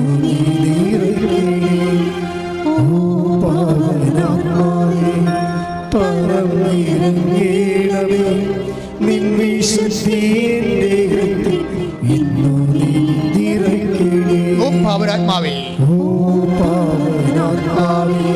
പറന്നിറങ്ങേണമേ. നിന്നെ ശുദ്ധിയുടെ ഇന്നു അപ്പം ഞാനിങ്ങനെ കാർക്കസിയായിട്ട് സംസാരിക്കുമ്പോൾ അപ്പോൾ നിങ്ങൾ എന്നോട് ചോദിക്കും, എന്നാൽ പിന്നെ പോയേക്കാല്ല നിൽക്കണം അച്ഛാ ഞാൻ എന്ന് ചോദിക്കും. മനസ്സിലായില്ലേ? എൻ്റെ കാര്യം കുഴപ്പത്തിലാണ് എന്ന് ഈ അച്ഛൻ ഇങ്ങനെയൊക്കെ ഇങ്ങനെ അർത്ഥം കൊടുത്ത് പറഞ്ഞാലേ എന്നാൽ പിന്നെ പോയേക്കാം നിൽക്കണം അച്ഛാ ഞാൻ എന്ന് ചോദിക്കും. അപ്പോൾ കർത്താവ് പറയും നിൽക്കണം മോനെന്ന് പറയും. കാര്യം എന്താണ്? എൻ്റെ മകളെ ഞാനല്ലേ ഇവിടെ കൊണ്ടുവന്നത്, അല്ല ജോസഫ് ഞാനല്ല നിന്നെ കൊണ്ടുവന്നത്, ഞാനല്ലേ നിന്നെ കൊണ്ടുവന്നത്. അപ്പോൾ നിന്നെക്കുറിച്ച് നിന്നെ രക്ഷപ്പെടുത്താനുള്ള മാർഗ്ഗം ഇതിലുണ്ട്. ഞാൻ പറയണത് നിനക്ക് അനുതാപം ഉണ്ടാകണമെന്നാണെന്ന്. ചെയ്തു പോയ പാപങ്ങളെക്കുറിച്ച് അനുതാപം ഉണ്ടാകണം. പ്രാർത്ഥിക്കുക. കർത്താവേ, എന്റെ ജീവിതത്തിലെ വന്നു പെട്ടുപോയ എല്ലാ തിന്മകളെ പ്രതി എനിക്ക് അനുതാപം നൽകണമേ. എന്റെ ഹൃദയത്തെ പശ്ചാത്താപത്തിന്റെ കണ്ണീരിൽ കഴുകാൻ കണ്ണുനീര് തരണമേ. എനിക്ക് ആര് കണ്ണുനീര് തരും? ബൈബിളിലെ ഒരു ചോദ്യമാണ്. ഹല്ലേലൂയ ഹല്ലേലൂയ ഹല്ലേലൂയ. യേശുവേ നന്ദി. ഹല്ലേലൂയ ഹല്ലേലൂയ. നന്ദി, ആരാധന ആരാധന. ഹല്ലേലൂയ ഹല്ലേലൂയ. കരഞ്ഞാൽ കണ്ണീരൊന്നും സ്നേഹമല്ലേ എൻ്റെ നാഥനല്ലേ ഈശോ. തളർന്നാൽ താങ്ങിയെന്നെ ഓമനിക്കും സ്നേഹരാജനല്ലേ ഈശോ. കരഞ്ഞാൽ കണ്ണീരൊന്നും സ്നേഹമല്ലേ എൻ്റെ നാഥനല്ലേ ഈശോ. തളർന്നാൽ താങ്ങിയെന്നെ ഓമനിക്കും സ്നേഹരാജനല്ലേ ഈശോ. എൻ മുഖം വാടുമ്പോ എൻ മനം നീറുമ്പോ എന്നെ യേശുവല്ലേ.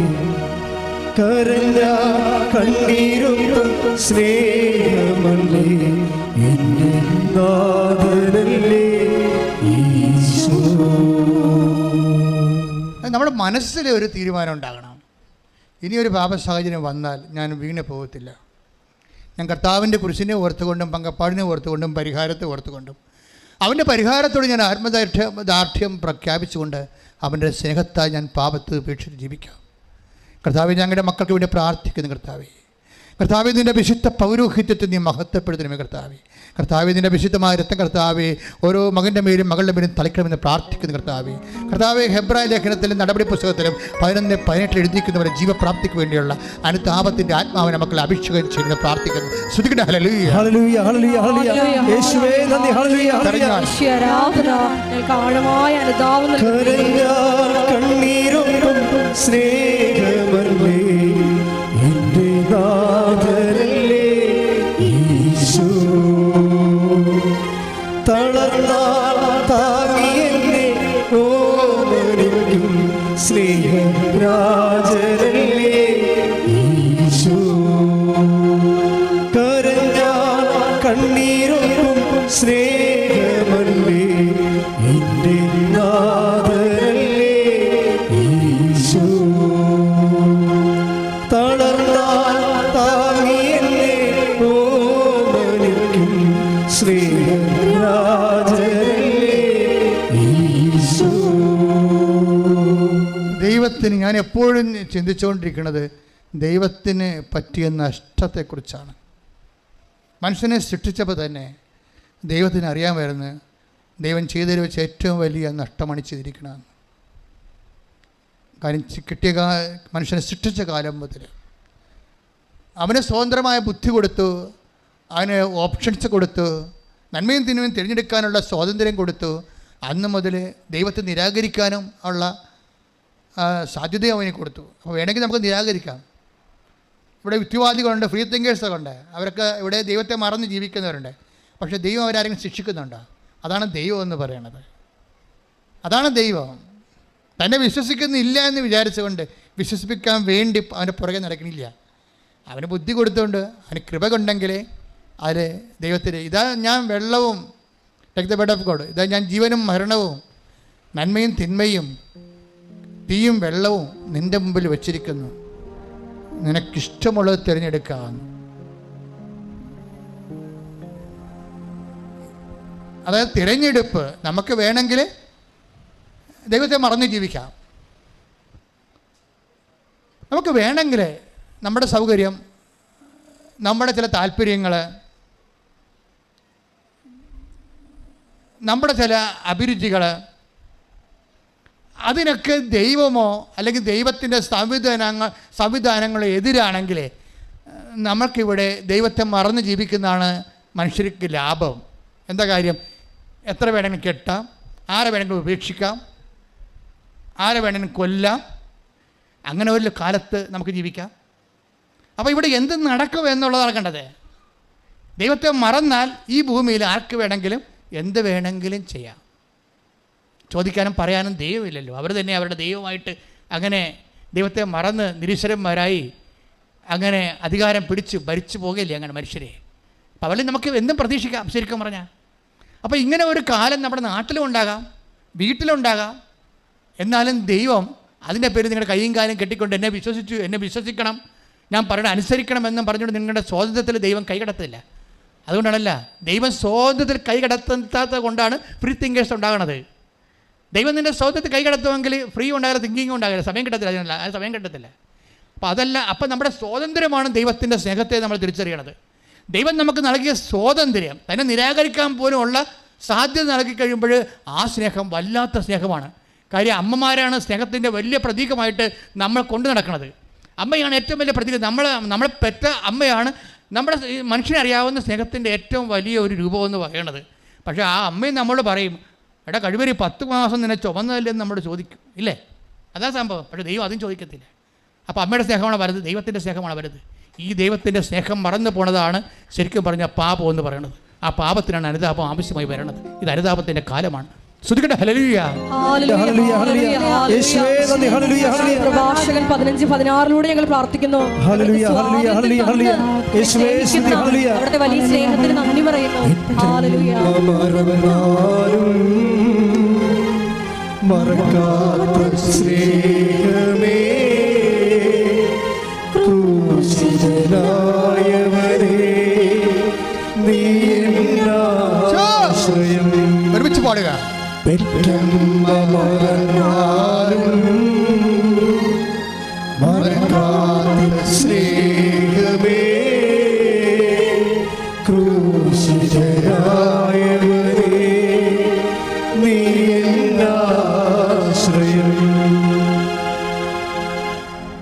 പരിശുദ്ധ പരമ ദിവ്യകാരുണ്യത്തിന് എന്നേരവും ആരാധനയും സ്തുതിയും പുകഴ്ചയും ഉണ്ടായിരിക്കട്ടെ. നമ്മളെ സൃഷ്ടിച്ചതിൻ്റെ പേരില്ലേ ദൈവം തോക്കണ എവിടെയാണെന്ന് അറിയാമോ? ഈ ധൂർത്തപുത്രൻ്റെ കഥയിലാണ്. ഈ ധൂർത്തപുത്രൻ തിരിച്ചു വരുമ്പോൾ വഴിക്കണ്ണിട്ട് വാലും തുറന്നിട്ട് എത്ര കൊല്ലങ്ങൾ ആ അപ്പൻ ഈ മനുഷ്യനെ കണ്ണിൽ വിളക്കം വെച്ച് കാത്തിരുന്നതാ.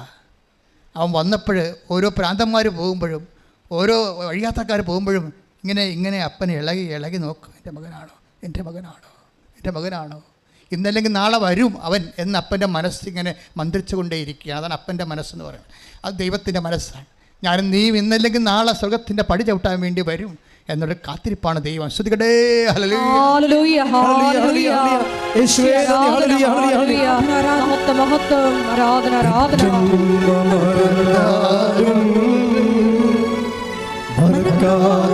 സ്നേഹമേ ക്രൂശിതനായവനേ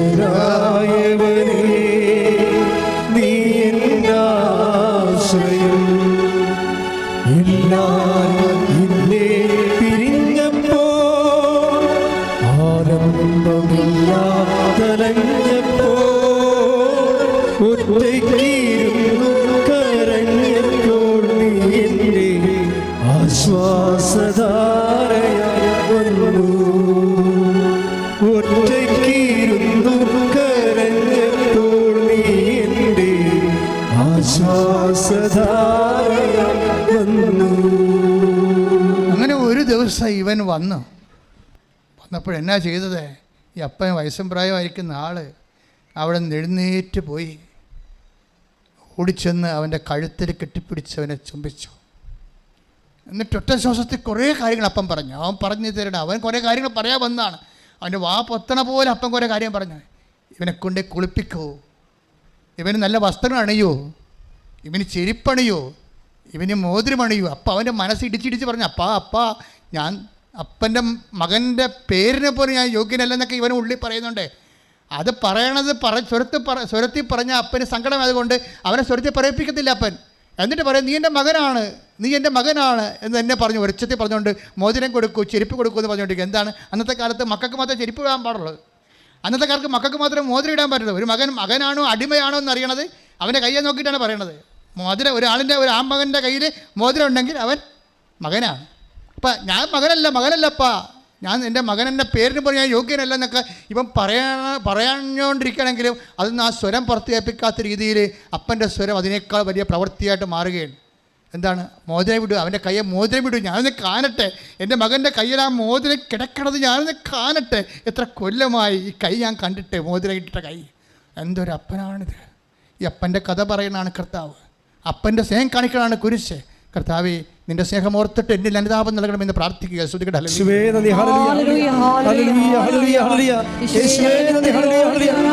ദൈവപിതാവിന്റെ സ്നേഹത്തിന് നന്ദി പറയുന്നു. നന്ദി പറയുന്നു.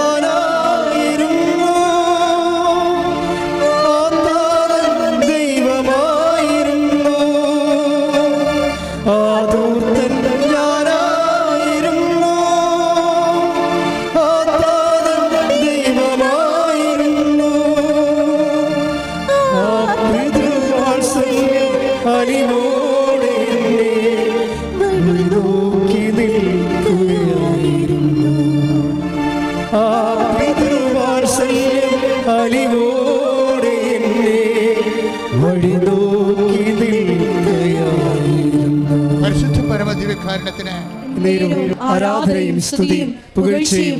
മോതിരവും വിട്ട് ചെരുപ്പ് വിട്ട് നല്ല ഉടുപ്പ് വിട്ട് വന്നപ്പോൾ അപ്പനങ്ങ് നൃത്തം ചെയ്യാൻ തുടങ്ങി. അവളെ നൃത്തം ചെയ്യുകയും വാദ്യഘോഷം നടക്കുക മനുഷ്യരുടെ കൂടെ അപ്പനും അങ്ങ് സന്തോഷിക്കാൻ തുടങ്ങി. എത്ര കാലമായി ആ ചെവിടുകൾ, അപ്പൻ്റെ ചെവിടുകൾ നൃത്തച്ചെവിടുകളായിട്ട്. അപ്പനും മതിമറന്ന് നിൽക്കുമ്പോഴാണ് വേറെ ഒരുത്തം വരണുണ്ട് അവിടെ. അത് ഒരു മകനാണ്, അപ്പനെ സ്നേഹിച്ച മകൻ, അപ്പൻ്റെ കൂടെ ജീവിച്ച മകൻ, കുടുംബത്തിന് വേണ്ടി സ്വയമായിട്ട് സമർപ്പിച്ച മകൻ, മൂത്ത മകൻ. അവൻ വരുമ്പോൾ ഇവിടെ ഒരിക്കലും ഇല്ലാത്ത വാദ്യാഘോഷങ്ങൾ നടക്കുമ്പോൾ അവൻ ഒരുത്തനെ വിളിച്ച് ചോദിക്കും, വാട്ട് ഇസ് ഹാപ്പനിങ് ദെയർ? അപ്പം ഇന്ന് അറിഞ്ഞില്ലേ, നിൻ്റെ അനുജൻ വന്നു. അപ്പോൾ ഇടിപെട്ടുകൊണ്ട പോലെ ഇവൻ്റെ മുഖം കറുത്തുപോയി. അപ്പോഴപ്പൻ വിരിമാറ്റി നോക്കിയപ്പോൾ ദാണ്ട് നിൽക്കണേ തൻ്റെ മകൻ. അവനിനി ഇങ്ങോട്ട് വരത്തില്ലെന്ന് തോന്നിയപ്പോൾ അവനെയും പിടിക്കാൻ അപ്പൻ ചാടി പുറത്ത് വീഴും. അപ്പോൾ ആ മിണ്ടാതെ ഇങ്ങനെ കല്ല് പോലെ നിൽക്കും. എന്നിട്ട് ചോദിക്കും, അപ്പാ എത്ര കാലം ഞാൻ അപ്പന് വേണ്ടി വേല ചെയ്തു, അപ്പനിവിടെ നൃത്തം ചെയ്തില്ല, അപ്പനിവിടെ വാദ്യാഘോഷം ഉണ്ടാക്കിയില്ല, അവനെയും കാത്തപ്പൻ ഇരിക്കുകയായിരുന്നു. നമ്മുടെ സ്വത്തെല്ലാം അവൻ കൊണ്ടുപോയി നശിപ്പിച്ച വേശകളുടെ കൂടെ അപ്പനത് ഓർത്തില്ല. അപ്പോഴപ്പം പറയണ ഒരു വാക്കുണ്ട്, എൻ്റെ മകനെ ഞാനൊരു അപ്പനല്ലേ എന്ന്. അതാണ് ഈശോ അതിൻ്റെ തുളിപ്പിച്ച് വെച്ച ഒരു ഡയലോഗ്. എന്താണ്? എൻ്റെ മകനെ ഞാനൊരു അപ്പനല്ലേ. നീ പറഞ്ഞില്ല ശരിയാണ്, നമ്മുടെ സ്വത്തെല്ലാം പോയി വേശികളിലൂടെ അവൻ ചിലവഴിച്ചു, അവനും കൊലം കെട്ട് ചാകാനായി. പക്ഷെ അവൻ തിരിച്ചു വന്നപ്പോഴേ ഞാനൊരു അപ്പനല്ലേ എന്നാണ് എന്ന് പറഞ്ഞ് അപ്പം മൂത്തമ്മ ഒരു അനീതിയൊന്നും ചെയ്തില്ല. അപ്പൻ്റെ കൂടെ നിന്നവനല്ലേ. അപ്പൻ അവനോട് പറഞ്ഞു, എനിക്കുള്ളതൊക്കെ നിൻ്റെതാ, പക്ഷെ ഇവൻ മരിച്ചു പോയവനല്ലേ, അവൻ തിരിച്ചു വന്നില്ലേ, നമുക്ക് സന്തോഷിക്കണ്ടേ. അപ്പോൾ അനുതപിക്കുന്ന ഒരു പാപിയെക്കുറിച്ച് സ്വർഗത്തിൻ്റെ ദൂതന്മാരുടെ ഇടയിൽ സ്വർഗത്തെ സന്തോഷിപ്പിക്കുന്ന ഒരു തിരിച്ചുവരവിനാണ് കർത്താവ് ക്രൂശിതനായി നമ്മുടെ മുമ്പിൽ ബലിയായി നിൽക്കുന്നത്. അതൊരു വിളിയാണ്, വലിയൊരു വിളിയാണ്.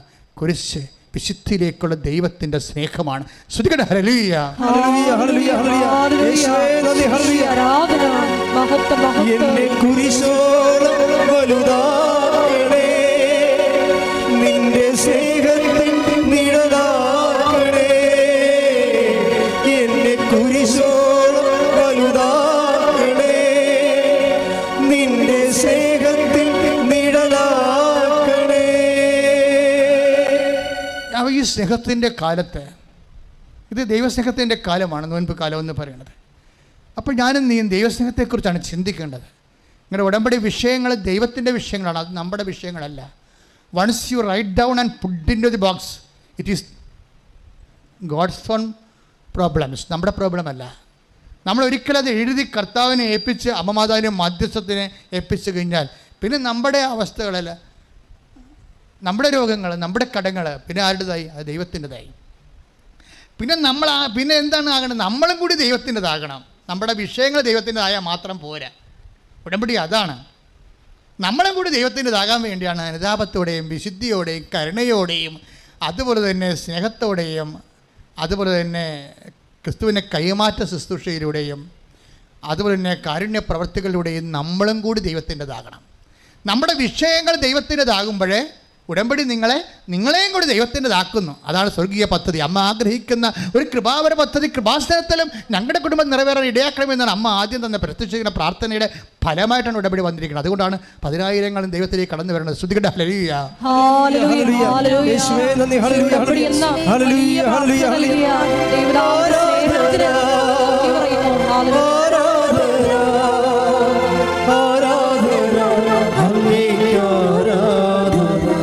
പരിശുദ്ധ പരമദിവ്യകാരുണ്യത്തിന് ആരാധനയും സ്തുതിയും പുകഴ്ചയും. പരിശുദ്ധ പരമദിവ്യകാരുണ്യത്തിന് ആരാധനയും സ്തുതിയും പുകഴ്ചയും ഉണ്ടായിരിക്കട്ടെ. പരിശുദ്ധ പരമദിവ്യകാരുണ്യത്തിന് ആരാധനയും സ്തുതിയും പുകഴ്ചയും ഉണ്ടായിരിക്കട്ടെ. അതായത് ഉടമ്പടിയിൽ എപ്പോഴും വരുന്നൊരു വിഷയം. ഇപ്പം ഞാൻ ആദ്യം പറഞ്ഞത് എന്താ? ആ ചേച്ചിക്ക് 6 കൊല്ലമായിട്ട് മക്കളില്ല, അതല്ലേ ആദ്യം പറഞ്ഞത്. അതിനുശേഷം അല്ലേ അച്ഛൻ ഈശോ നോൻപ് കാലത്തേക്ക് നമ്മളെ കൊണ്ടുപോയത്. അത് ഞാൻ ചിന്തിച്ചോ ആലോചിച്ചതൊന്നുമല്ല. പിന്നീട് ഇപ്പോൾ ഇവരെ പറഞ്ഞിരിക്കുന്ന കാര്യങ്ങളെല്ലാം കർത്താവ് നേരിട്ട് നിങ്ങളോട് സംസാരിച്ചതാണ്, എന്നെ ഉപകരണമാക്കിക്കൊണ്ട്. വീണ്ടും ഞാൻ പഴയ വിഷയത്തിലേക്ക് വരികയാണ്. അതാണ് 6 വർഷമായിട്ട് മക്കളില്ല. അപ്പോൾ അവർക്ക് ദൈവമായിട്ട് ഇൻട്രാക്ഷനുള്ള പേഴ്സണൽ റിലേഷൻസ് ഉള്ള ആളാണ്. അപ്പോൾ ആൾക്കാർ പറഞ്ഞു ഉടമ്പടി എടുത്താൽ കർത്താവ് കുഞ്ഞുങ്ങളെ തരുമെന്ന് പറഞ്ഞു. അത് ശരിയാണോ എന്ന് അവർക്ക് അറിയത്തില്ലല്ലോ. അപ്പോൾ അവർ കർത്താവിനോട് പറഞ്ഞു, കർത്താവ് ഉടമ്പടി എടുത്താൽ കുഞ്ഞുങ്ങളെ തരുമെന്ന് ചോദിച്ചു. ഇനി എനിക്ക് അത് മാത്രം എടുക്കാറുള്ളൂ, ബാക്കിയെല്ലാ ചികിത്സയും കഴിഞ്ഞു. ഇനി ആൾക്കാർ പറഞ്ഞു ആലപ്പുഴ പോയി മാതാവിനെ കണ്ട് ഉടമ്പടി എടുത്താൽ കുഞ്ഞുങ്ങളെ തരുമെന്ന് ആൾക്കാർ പറഞ്ഞു. ഇനി അതുകൂടി ചെയ്യാനുള്ളൂ, അതുകൂടി ഞാൻ ചെയ്യാൻ പോവുകയാണ്. പക്ഷേ അതിൻ്റെ വല്ല കഥയുണ്ടാവും, സത്യമാണോ എന്ന് ചോദിച്ചു. എന്നിട്ട് ഇവർ ബൈബിൾ എടുത്തിട്ട് എന്താണ് ഉടമ്പടി എടുത്താൽ കുഞ്ഞുങ്ങളെ കിട്ടുമോ, ഉടമ്പടിയും കുഞ്ഞുങ്ങളും തമ്മിൽ വല്ല ബന്ധമുണ്ടാ എന്ന്, ഞാൻ ചെയ്യാൻ പോണ കറക്റ്റാണോ എന്ന് കർത്താവിൻ്റെ ബന്ധമുള്ളതുകൊണ്ട് ആ സ്വാതന്ത്ര്യമുള്ളതുകൊണ്ട് ഇവൾ ബൈബിൾ എടുത്തു പ്രാർത്ഥിച്ചിട്ട് ഓപ്പൺ ചെയ്തിട്ട്, കർത്താവ് ഞാൻ ആലപ്പുഴയ്ക്ക് പോകണം, മാതാവിൻ്റെ അടുത്ത് ഉടമ്പെടുക്കാൻ പോകണം, ഉടമ്പെടുക്കണത് ഞാൻ യാത്ര ശുഭകരമാണോ, ഇതുകൊണ്ട് കുഞ്ഞുങ്ങളെ കിട്ടുമോ, എന്താണ് നിൻ്റെ അഭിപ്രായം എന്ന് പറഞ്ഞുകൊണ്ട് കർത്താവ് ഓപ്പൺ ചെയ്യുമ്പോൾ ഇവർക്ക് ലേവ്യ പുസ്തകം കിട്ടും. ലേവ്യ പുസ്തകം അതായത് 26:9 ഇവർക്ക് ഓപ്പൺ ചെയ്യുമ്പോൾ കിട്ടുന്നത് ലേവ്യ പുസ്തകം 26:9. അതിനകത്ത് സാക്ഷ്യത്തെ പറയുന്നുണ്ട്. ശ്രുതികട ഹല്ലേലൂയ. ഞാൻ നിങ്ങളെ കടാക്ഷിക്കുകയും സന്താനപുഷ്ടി നൽകി നിങ്ങളെ വർദ്ധിപ്പിക്കുകയും ചെയ്യും. നിങ്ങളുമായി ഞാൻ എൻ്റെ ഉടമ്പടി ഉറപ്പിക്കും. Praise the Lord. എങ്ങനെയുണ്ട് സംഭവം? അവർ ചോദിച്ച മറുപടി പിന്നെ വരവേണ്ടല്ലേ, ഇടിവെട്ടായിട്ട് തിരിച്ചു വരുന്നത്. എന്താ ചോദിച്ചത്? ഞാൻ ഞാൻ ചെയ്യാവുന്ന ഒരു കുഞ്ഞ് ജനിക്കാൻ വേണ്ടി ചെയ്യാവുന്ന എല്ലാ ചികിത്സയും ചെയ്ത് ഇനിയിപ്പോൾ അവസാനത്തെ ഓപ്ഷൻ പോലെ ആലപ്പുഴ പോകാൻ പോകുകയാണ്, മാതാവിനെ കണ്ട് ഉടമ്പടി ചെയ്യാൻ പോകുകയാണ്. ഈ യാത്ര ശുഭമാണോ? ഇതുകൊണ്ടുള്ള വല്ല ഗുണമുണ്ടോ?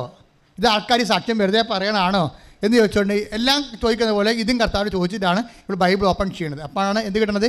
ലെവ്യ 29:26 എന്താണ് എന്താ എഴുതിയിരിക്കണത്? ഞാൻ നിങ്ങളെ കടാക്ഷിക്കുകയും. ഞാൻ നിങ്ങൾ ഉടമ്പടി സംഭവിക്കുന്നത് എന്താണ്? കടാക്ഷമാണ്. ഉടമ്പടി സംഭവിക്കുന്നത് എന്താണ്? ദൈവ കടാക്ഷം ഉണ്ടാവും. ഞാൻ നിങ്ങളെ കടാക്ഷിക്കുകയും പറഞ്ഞ് ഞാൻ നിങ്ങളെ കടാക്ഷിക്കുകയും സന്താനപുഷ്ടി നൽകി നിങ്ങളെ വർദ്ധിപ്പിക്കുകയും ചെയ്യും. നിങ്ങളുമായി ഞാൻ എൻ്റെ ഉടമ്പടി ഉറപ്പിക്കും. അപ്പോൾ ഓരോ ഉടമ്പടിയിലും എന്താ സംഭവിക്കുന്നത്? അടയാളങ്ങൾ കിട്ടുമ്പോൾ ഓർക്കുക, ഉടമ്പടി ഉറച്ചെന്നാണ്. അതാണ് സ്ഥിരീകരണം എന്ന് പറയണത്. അതുകൊണ്ടാണ് ഈ സാക്ഷ്യം പറയിപ്പിക്കണത്. ഇപ്പോൾ കഴിഞ്ഞ പ്രാവശ്യം നമുക്കെതിരെ ഒരു വീഡിയോ ഇട്ടിട്ടുണ്ട്, ഇങ്ങനെ ആൾക്കാരെ പിടിക്കാൻ വേണ്ടി ഇങ്ങനെ സാക്ഷ്യം പറഞ്ഞുകൊണ്ടിരിക്കുകയാണെന്ന് പറഞ്ഞുകൊണ്ട്. ആൾക്കാരെ പിടിക്കാനല്ല, ഉടമ്പടി സ്ഥിരീകരിച്ചാൽ അപ്പോൾ സാക്ഷ്യം കൊണ്ട് മാത്രം സ്ഥിരീകരിക്കത്തുള്ളത്. അതാണ് 16:20 മർക്കോസിന്റെ സുവിശേഷം. Take the word of God. ശ്രദ്ധിക്കണം. ഹല്ലേലൂയ ഹല്ലേലൂയ ഹല്ലേലൂയ യേശുവേ നന്ദി. ഹല്ലേലൂയ ഹല്ലേലൂയ. 16:20 മർക്കോസ് 16:20 അവർ എല്ലായിടത്തും പോയി പ്രസംഗിച്ചു. പറഞ്ഞേ, അവർ എല്ലായിടത്തും പോയി പ്രസംഗിച്ചു. കർത്താവ് അവരോട് കൂടെ പ്രവർത്തിക്കുകയും അടയാളങ്ങൾ കൊണ്ട് വചനം സ്ഥിരീകരിക്കുകയും ചെയ്തിരുന്നു. സ്ഥിരീകരണത്തിനാണ് ഉറപ്പിക്കൽ എന്ന് പറയണത്. ലെവ്യ 26:10 പറയുന്നത് എന്താണ്? ഞാൻ നിന്നെ സന്താനങ്ങൾ നൽകും, ഞാൻ തമ്മിൽ ഉടമ്പടി ഉറപ്പിക്കും. പഴയ നിയമത്തിൽ ഉറപ്പിക്കുന്നതിന് പറഞ്ഞതിന് പുതിയ നിയമത്തിൽ എന്താ പറയണത്? അടയാളം കൊണ്ട് സ്ഥിരീകരിക്കും. അപ്പോൾ അടയാളം കിട്ടിക്കഴിയുമ്പോഴാണ് ഉടമ്പടി സ്ഥിരീകരിക്കുന്നത്. പക്ഷേ ഇതിന് അധികം സമയമൊന്നും വേണ്ട. നിങ്ങളൊന്ന് ഓക്കെ ആയാൽ മതി വിശ്വാസത്തിൽ. നിങ്ങൾ പിന്നെ കർത്താവിനെ വിശ്വസിച്ചിട്ട് പിന്നെ കാണുന്ന എല്ലാം വിശ്വസിക്കുന്ന ആൾക്കാരുണ്ട്. പിന്നെ ഒരു ജീവിതത്തിൽ വിശുദ്ധി പാലിക്കാതെ പ്രാർത്ഥനയില്ലാതെ ആ വിഷയം മാത്രം വന്നില്ല, കുട്ടി ഉണ്ടായില്ല, ജപ്തി മാറിയില്ല, ഇത് അതും പറഞ്ഞ് പിച്ചും പേയും പറഞ്ഞ് മാത്രം ഇരിക്കുന്ന ആൾക്കാരുണ്ട്. ഇങ്ങനെയുള്ള പ്രാന്തികളൊക്കെ വന്ന് ഉടമ്പടി എടുക്കരുത്. കാര്യം അവരുടെ വിഷയം തന്നെ എപ്പോഴും അത് പറഞ്ഞു ഗുണാന്നിങ്ങനെ ചീവിട് പോലെ ചിലച്ചുകൊണ്ടിരിക്കും. അതൊന്നും ഉടമ്പടിയുടെ ഭാഗമല്ല. ഉടമ്പടി എടുക്കണത് എന്തിനാണ്? ദൈവത്തിൻ്റെ മനസ്സിനനുസരിച്ച് നിൻ്റെ ജീവിതം ക്രമീകരിച്ചിട്ട് അതിന് അങ്ങനെ ക്രമീകരിക്കുമെന്ന് പറഞ്ഞാൽ പിന്നെ സെക്കൻഡാണ്. ടൈം ഷോർട്ടനിങ് എന്ന് പറഞ്ഞാൽ എന്താണ്? വല്ലാത്ത ഷോർട്ടനിങ് അല്ലേ. കഴിഞ്ഞ ദിവസങ്ങളിൽ വേറൊരു സാക്ഷ്യം ഉണ്ടായി, നിങ്ങൾ കണ്ടായിരിക്കും ചിലപ്പോൾ. അതായത് എന്താണ് പേര്? അതായത് ജെസ്സി അജി, പത്തനംതിട്ടയിൽ നിന്ന് ജെസ്സി അജി UAE വർക്ക് ചെയ്യണം. ഭാര്യയും ഭർത്താവും തമ്മിൽ 10 കൊല്ലം അവിടെ 15 കൊല്ലം അവിടെ വർക്ക് ചെയ്യണത്. ഇന്ന് വരെ മക്കളില്ല. ഇപ്പോൾ നാട്ടിൽ വന്നതിൻ്റെ ഉദ്ദേശം എന്താ? 15 കൊല്ലം ആയെങ്കിലും വിഷയമില്ല. മാതാവിൻ്റെ അടുത്ത് ഞങ്ങളുടെ മക്കളുണ്ട്, അമ്മ ചോദിച്ചാൽ എനിക്കൊരു കുഞ്ഞിനെങ്കിലും തരും. അത് അവരുടെ വിശ്വാസം അതാണ്. അമ്മയോട് ചോദിച്ചാൽ ഒരു കുഞ്ഞിനെങ്കിലും തരും. 15 കൊല്ലം എന്ന് പറയുമ്പോൾ അവർക്ക് അതിരാജനാണ്. 15 കൊല്ലം അവിടെ ജോലി ചെയ്യും. അപ്പോൾ ഒരുമാതിരിപ്പെട്ട ട്രീറ്റ്മെൻ്റ് എല്ലാം ഉണ്ട്, കഴിഞ്ഞു. ഇനി ഒന്നും ചെയ്യാനില്ല. കുറേ നാളായിട്ട് ട്രീറ്റ്മെൻറ്റ് ഇല്ല, മക്കളില്ലാതെ അങ്ങനെ ജീവിച്ചു പോവുകയാണ്. പക്ഷേ ഉടമ്പടി വന്നപ്പോൾ അഹ്റോൻ്റെ ആ ഉണക്ക വടി തളർത്തതുപോലെ ഉടമ്പടി തളർച്ച വരും. ഈ പച്ച തിരിയതല്ലേ, പച്ച കാണിക്കുന്നത് എന്താണ്? തളർത്തതാണ് ഉടമ്പടി. നിങ്ങളുടെ വരണ്ട ജീവിതമാണെങ്കിലും ദൈവം അതിനെ പെട്ടെന്ന് തളർപ്പിക്കും. അത് അനുഗ്രഹത്തിൻ്റെ ഒരു സ്വാഭാവികമാണ്, ബയോളജിയാണ് അതിൻ്റെ ശരിക്കും പറഞ്ഞാൽ. ഒരു ബ്ലെസ്സിങ്സിൻ്റെ ബയോളജിയാണ്. പെട്ടെന്ന് ഇങ്ങനെ തളർക്കും, ഒരു കാരണമില്ലാതെ തളർക്കും. അപ്പോൾ ഇവരൊന്ന് ഉടമ്പടി ചെയ്ത് 15 കൊല്ലം മക്കളില്ലാത്ത ഈ അജി വന്ന് ഉടമ്പടി ചെയ്ത് ആ ഉടമ്പടി ചെയ്ത് ആഴ്ചത്തേന് അവർ പ്രഗ്നൻ്റ് ആവും. പിന്നെ പ്രഗ്നൻ്റ് ആയിട്ട് പിന്നെ എന്ത് സംഭവിക്കണത്? ഒരു കുഴപ്പമില്ല, അവർ പ്രസവിക്കും. ആ 10 മാസം പ്രസവിച്ച് കഴിയുമ്പോൾ എന്ത് സംഭവിക്കണത്? ഒറ്റ പ്രസവത്തിൽ 3 കുഞ്ഞുങ്ങൾ. ഇത് ഉടമ്പടി മാത്രം നടക്കത്തുള്ള ഈ സംഭവങ്ങളെ നമുക്ക് കാരണം പറയാൻ പറ്റത്തില്ല. ദൈവം തന്നെ അതിൻ്റെ കാരണം. ഇപ്പോൾ എന്തുമാത്രമായി. ഞാൻ രാവിലെ ഫേസ്ബുക്കിൽ നിന്ന് യൂട്യൂബ് നോക്കിക്കൊണ്ടിരിക്കുന്ന സമയത്ത് ഗർഭകാലങ്ങൾ, ആനയുടെ ഗർഭകാലം 600 ദിവസം ഒരു ഇത് കണ്ടതാണ്. ഞാൻ ചുമ്മാ കണ്ടിങ്ങനെ നോക്കേണ്ടപ്പോൾ ഇതിന് എടുക്കാൻ വേണ്ടി എടുത്തതാണ്. അപ്പോൾ നോക്കിയപ്പോൾ ആനയുടെ ഗർഭകാലം 660 ദിവസം. ഞാൻ പറഞ്ഞു ദൈവമേ, അപ്പോൾ ആന എത്ര 360 ദിവസമല്ലേ ഒരു വർഷം. അപ്പോൾ 1.25 വർഷത്തോളം ആന ഗർഭിണിയായിട്ട് നടക്കും. അപ്പോൾ കുതിരയുടെ ഗർഭകാലം എത്രയാണ്? 440 ദിവസം. കുതിരയുടെ കാര്യം പോക്ക. ഒട്ടകത്തിൻ്റെ ഗർഭകാലം 420 ദിവസം ഒട്ടകത്തിൻ്റെ. അങ്ങനെ വന്ന് നോക്കി മനുഷ്യൻ്റെതായപ്പോൾ 280 ദിവസം. അപ്പോൾ ഞാൻ ഭാഗ്യം അമ്മച്ചിമാർ രക്ഷപ്പെട്ടു, അല്ലെങ്കിൽ പിന്നെ ആനയാണെങ്കിൽ 600 ദിവസം എടുത്തേക്ക്. എന്നാലും 280 ദിവസം വേണ്ടേ ഒരു കൊച്ചിനെ? അപ്പോൾ 3 കൊച്ചിങ്ങൾക്ക് എത്ര ദിവസം വേണം? 28, 56, 56, 20, 76, 8, 76, 84. അപ്പോൾ 84, 840 ദിവസത്തോളം വേണ്ട സംഭവമാണ് ഈ 3 കുഞ്ഞുങ്ങൾക്ക്. 3 കുഞ്ഞുങ്ങൾക്ക് 3 കൊല്ലമായിട്ട്. ഇനിയിപ്പോൾ ഒരു കുഞ്ഞാണിനെ കിട്ടുകയാണെങ്കിൽ അത് പിന്നെ ഒരു 2 കൊല്ലം കഴിഞ്ഞാൽ അടുത്ത കുഞ്ഞിനെ കിട്ടും, 2 കൊല്ലം കഴിഞ്ഞാൽ അടുത്ത കുഞ്ഞിനെ കിട്ടും. അപ്പോൾ അങ്ങനെ 4 കൊല്ലം അല്ലെങ്കിൽ 6 കൊല്ലം. 6 കൊല്ലമാണ് ടൈം ഷോട്ട് ചെയ്ത് ഒറ്റ പ്രസവത്തിൽ ദൈവം 3 കുഞ്ഞിനാക്കി മാറ്റിയിരിക്കുന്നത്. എൻ്റെ മക്കളെ, ദൈവത്തിന് എന്തും ചെയ്യാൻ പറ്റും. അതായത് ഉടമ്പടി ബേസ് സംഭവിക്കും. ടൈം ഷോട്ടൊക്കെ വേണം കണ്ടല്ലേ, അതൊക്കെ നമ്മൾ ഞെട്ടിപ്പിക്കുന്ന കാര്യം. അപ്പം നമ്മളവർക്ക് ഈ 3 കുഞ്ഞുങ്ങളെ നമുക്ക് കാണണം. അതിൻ്റെ അകത്ത് എല്ലാം ഇട്ടിവിട്ട് കുഞ്ഞുങ്ങളാണ്, നല്ല ചുവന്ന് തൊടുത്ത് മിടുക്കന്മാരായിട്ട് 2 ആൺപിള്ളേരും ഒരു പെങ്കൊച്ചു. അടിപൊളി, സൂപ്പർ. അതിങ്ങനെ മാറിക്കോയി 4-5 ആൾക്കാർ കൂടിയാണ് ഇതിൻ്റെ അകത്ത് സാക്ഷ്യം പറയണത്. ആ കാഴ്ച തന്നെ കാണണം. അവർ പറയണത് അതിനേക്കാൾ സൂപ്പറായിട്ടാണ് പറയണത്. അവർ പറയുമ്പോൾ നമുക്ക് മനസ്സിലാകും ഷീസ് എ ഫെയ്ത്ത്ഫുൾ. നമുക്ക് വിശ്വാസികളെ കാണും പറയാമല്ലോ. അവരാണ് അപ്പം ജനിച്ചത് കൊണ്ട് അപ്പനും അമ്മയും ക്രിസ്ത്യാനികളായി, അപ്പം ക്രിസ്ത്യാനിയായെന്നല്ല. ചില പാരമ്പര്യ ക്രിസ്ത്യാനികളെന്ന് പറയുമ്പോൾ അവർ ചിലപ്പോൾ അവർ ജനിച്ചപ്പോൾ ആയിരിക്കും ചിലപ്പോൾ വിശ്വാസം സ്വീകരിച്ചത്, അല്ലെങ്കിൽ ഇടക്കാലം കൊണ്ടായിരിക്കും അവർ വിശ്വാസത്തിലേക്ക് വന്നത്. പക്ഷേ അവിടെ വർത്തമാനം അറിയാൻ പറ്റും ഇവർ പാരമ്പര്യ ട്രഡീഷണൽ ക്രിസ്ത്യൻ ആണെന്ന്, ട്രഡീഷണൽ ഫെയ്ത്ത്ഫുൾ ആണെന്ന് അറിയാൻ പറ്റും. അവർ ട്രഡീഷണൽ ഫെയ്ത്ത്ഫുൾ ആണ്. എന്താണ്? കുഞ്ഞിനെ തന്നാലും തന്നില്ലേലും ഞാൻ എൻ്റെ കർത്താവിൽ വിശ്വസിക്കും. അതാണ് സംഭവം. അതാണ് ട്രഡീഷണൽ ഫെയ്ത്ത്ഫുൾ എന്ന് പറയുന്നത്. കുഞ്ഞിനെ തന്നത് ദൈവത്തിന് നന്ദി, പക്ഷേ തന്നാലും തന്നില്ലേലും ഞാൻ എൻ്റെ വിശ്വാസം നിലനിൽക്കുകയും കർത്താവിന് ഏകരക്ഷകനായിട്ട് വണങ്ങുകയും ആരാധിക്കുകയും ചെയ്യും. ശ്രദ്ധിക്കട്ടെ, ഹല്ലേലൂയ. കൈയടി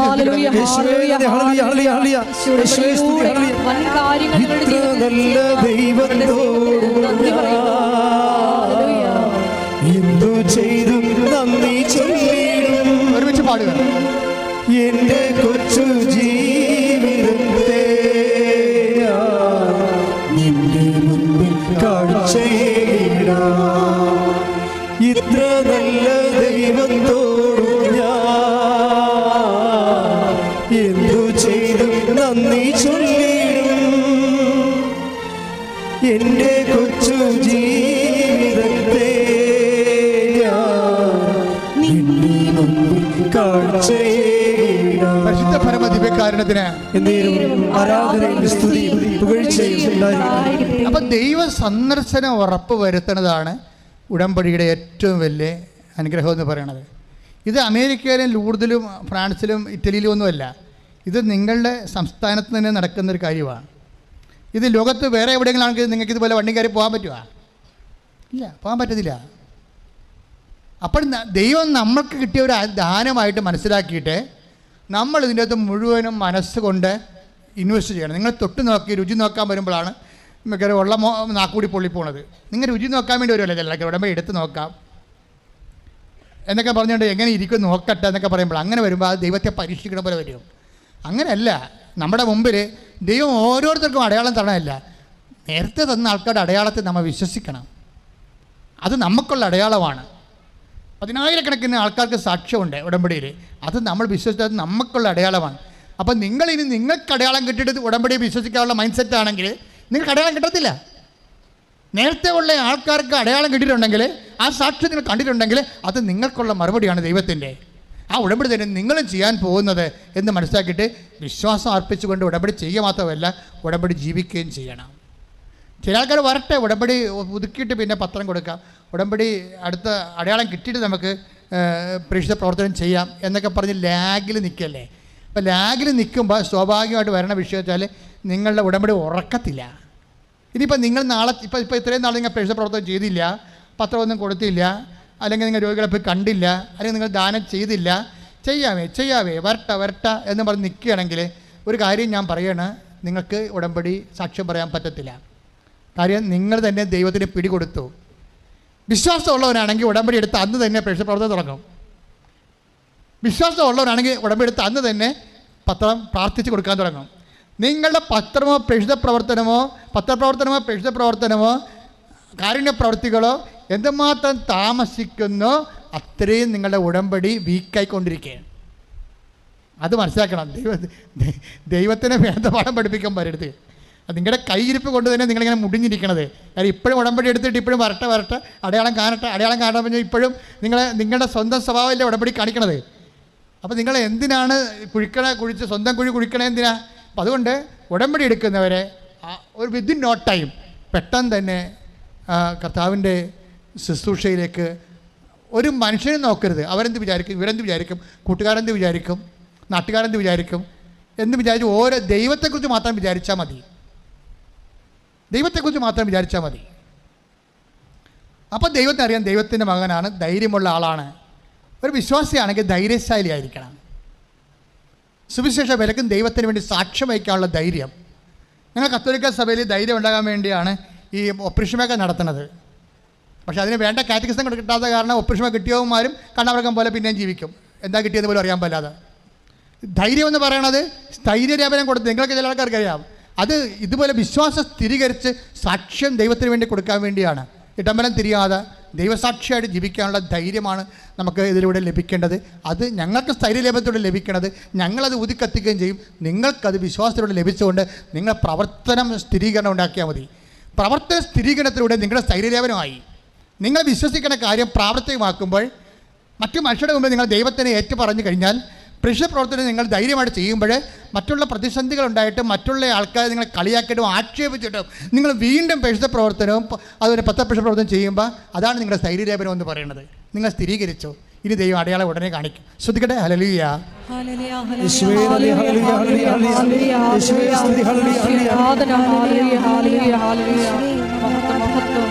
എന്നെ കുരിശോളം വലുതാക്കണേ, നിന്റെ സ്നേഹത്തിൽ നിഴലാക്കണേ. എന്നെ കുരിശോളം വലുതാക്കണേ, നിന്റെ സ്നേഹത്തിൽ നിഴലാക്കണേ. പാർവതിയുടെ ഒരു ദൈവാനുഭവം കൂടി പറഞ്ഞുകൊണ്ട് ഞാൻ ഈ ശുശ്രൂഷ രോഗസൗഖ്യ പ്രാർത്ഥനയിലേക്ക് നമുക്ക് പോകാം. പാർവതി ഞങ്ങളെല്ലാവരും സ്പർശിച്ച ഒരു സംഭവം. പാർവതി ഉടമ്പടി അവസാനം പാർവതി തന്നെ ഒന്ന് ഉടമ്പടി ചെയ്യാം. അവൾക്കറിയാമായിരുന്നു ഉടമ്പടി ചെയ്ത് കഴിഞ്ഞാൽ അതിൻ്റെ കമ്മിറ്റ്മെൻറ്റ്സൊക്കെ എടുക്കണമല്ലോ. അപ്പോൾ അതിന് അവൾ കുറച്ച് സമയം എടുത്തു, കുറച്ച് മെഡിറ്റേറ്റീവ് ടൈം എടുത്തു. കാര്യം അമ്മ ഉടമ്പടി എടുത്തിട്ടുണ്ട്. അപ്പോൾ അമ്മ പറയും, എടി മോളെ നിൻ്റെതല്ലേ കാര്യം, അപ്പോൾ നീ ഇത് കൂടി ഉടമ്പടി എടുക്കണം, മാതാവിന് ഭയങ്കര ഇഷ്ടമായിരിക്കും.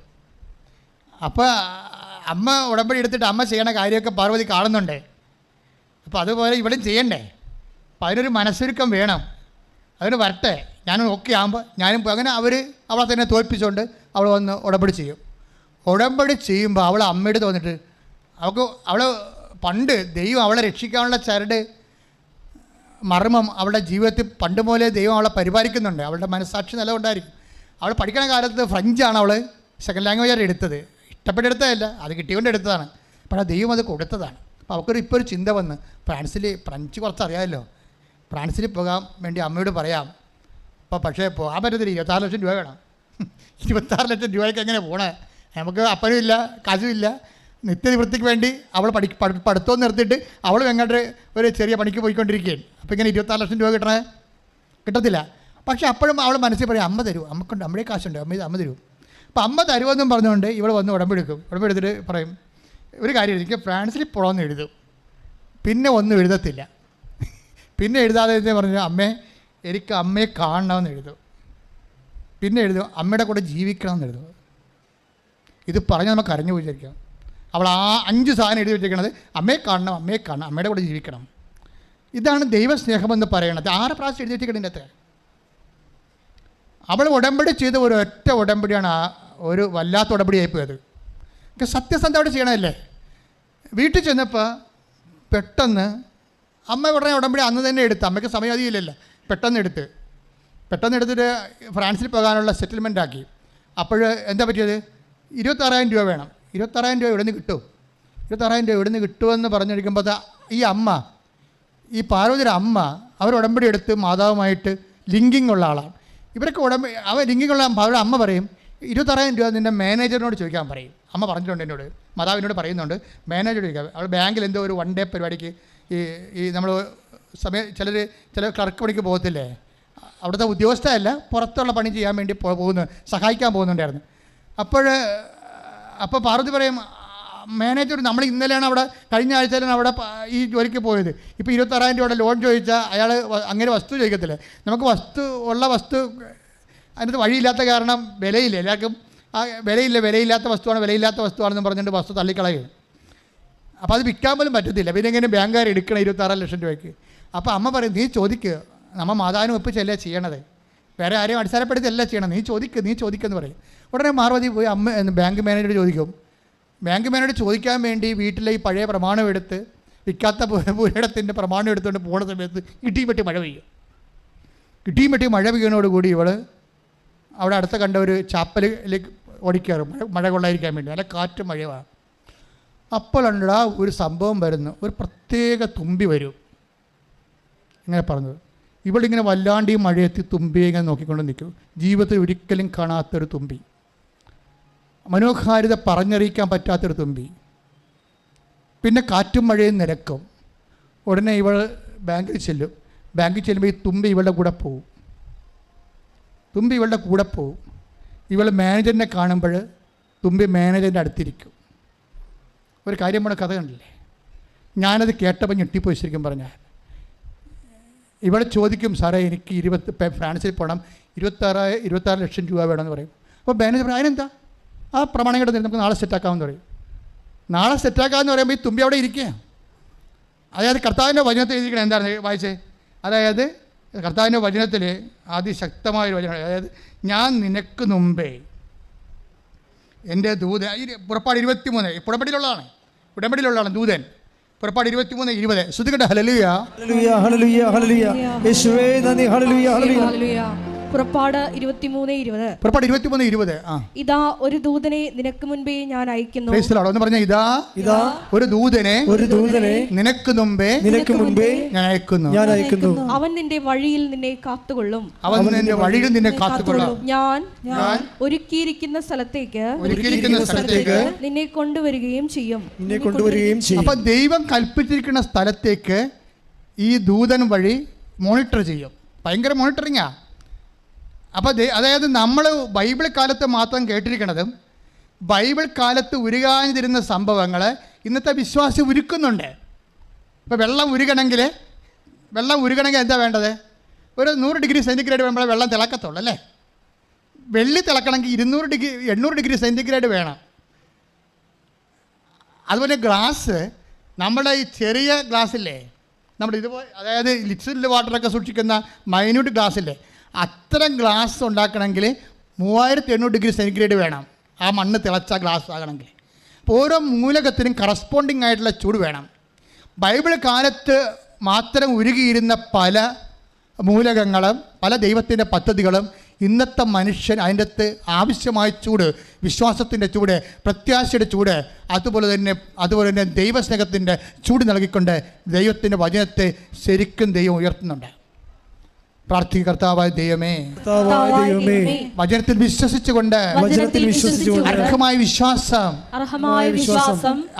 ആരോപിച്ചുകൊണ്ട് നിക്ഷേപിച്ചുകൊണ്ട് ഓരോ വചനത്തെയും ആക്ടിവേറ്റ് ആക്കാൻ എന്നെ അഭിഷേകം ചെയ്യണം. ശ്രുതികട്ടെ. ഹല്ലേലൂയ.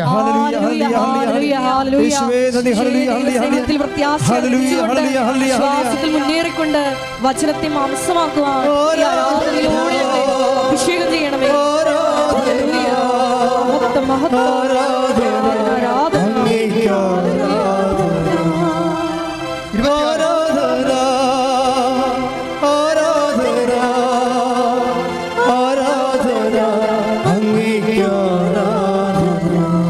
ഈ ഉടമ്പടിയുടെ ഭാഗം തന്നെയാണ് ഈ സഞ്ചാരം എന്ന് പറയണത്. നമ്മൾ കണ്ടില്ലേ, ലെവയ 26:9 എന്താ പറഞ്ഞത്?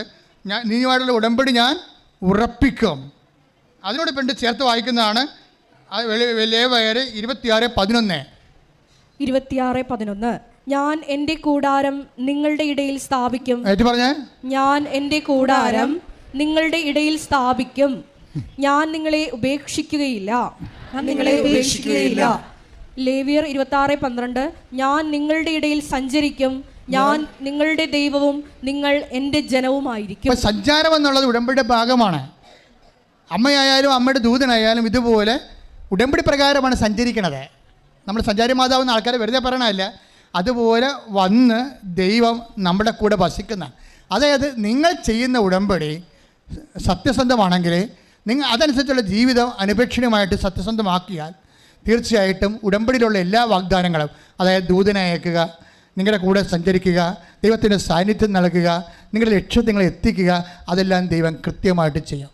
അങ്ങനെ ഒരു അനുഗ്രഹം നമുക്കും അവകാശമാക്കാൻ ആവശ്യമായ വിശ്വാസത്തിലേക്കും ദൈവസ്നേഹത്തിലേക്കും ദൈവം നമ്മളെ നയിക്കട്ടെ. സ്തുതിക്കട്ടെ. ഹല്ലേലൂയ. ഹല്ലേലൂയ, ഹല്ലേലൂയ, ഹല്ലേലൂയ, ഹല്ലേലൂയ. യേശുവേ നന്ദി. ഹല്ലേലൂയ, ഹല്ലേലൂയ, ഹല്ലേലൂയ. ഹല്ലേലൂയ, ഹല്ലേലൂയ, ഹല്ലേലൂയ. യേശുവേ ആരാധന, ആരാധന. ആരാധന.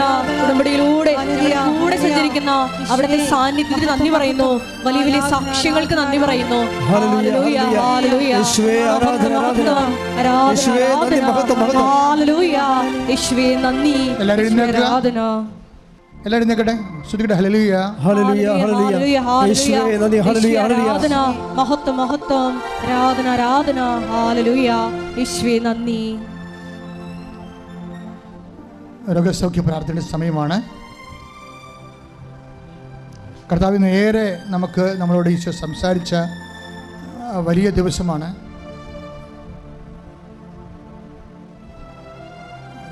ഇപ്പോൾ രോഗസൗഖ്യ പ്രാർത്ഥന അച്ഛൻ നടത്തിക്കൊണ്ടിരിക്കുന്ന സമയത്ത് നിങ്ങൾ നെഞ്ചിൽ കൈവച്ചു, ഒരു കൈ നെഞ്ചിലും ഒരു കൈ ശിരസിൽ വെച്ചുകൊണ്ട് അഭിഷേകത്തിന് വേണ്ടി പ്രാർത്ഥിക്കേണ്ടതാണ്. ഓൺലൈനിലുള്ളവരും ഇവിടെ ആയിരിക്കുന്നു. ഒരു കൈ നെഞ്ചിലും ഒരു കൈ ശിരസിൽ വെച്ചുകൊണ്ട് ദൈവത്തിൻ്റെ ശക്തിയുടെ അഭിഷേകത്തിനായി മാതാവിൻ്റെ മാധ്യ സ്തുതിക്കട്ടെ. ഹല്ലേലൂയ, ഹല്ലേലൂയ, ഹല്ലേലൂയ. യേശുവേ ആരാധന. ഹല്ലേലൂയ, ഹല്ലേലൂയ. മഹത്വം, മഹത്വം. ആരാധന, ആരാധന. ദൈവപിതാവേ ആരാധന. കർത്താവേ നിന്റെ ഉന്നതമായ നാമത്തിന് സ്വസ്ഥം ചെയ്യുന്ന കർത്താവേ,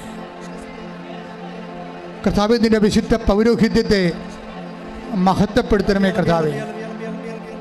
38 വർഷം ഞാൻ അർപ്പിച്ച കൃപാന്റെ യോഗ്യതയാൽ കൃപാസന അൾത്താരെ ജീവനോടെ പ്രത്യക്ഷപ്പെട്ട പരിശുദ്ധ അമ്മയുടെ മാധ്യസ്ഥത്തിലെ ഈ അൾത്താരയിൽ നടന്ന 10,000-കണക്കിന് ആരാധനയുടെ ശക്തിയാൽ അപ്പാ സ്വർഗീയ പിതാവേ, അങ്ങേ പുത്രനായ യേശു ക്രിസ്തുവിൻ്റെ നാമത്തിൽ ഈ സമൂഹത്തിൽ അടയാളങ്ങൾ സംഭവിക്കണമേ അപ്പാ.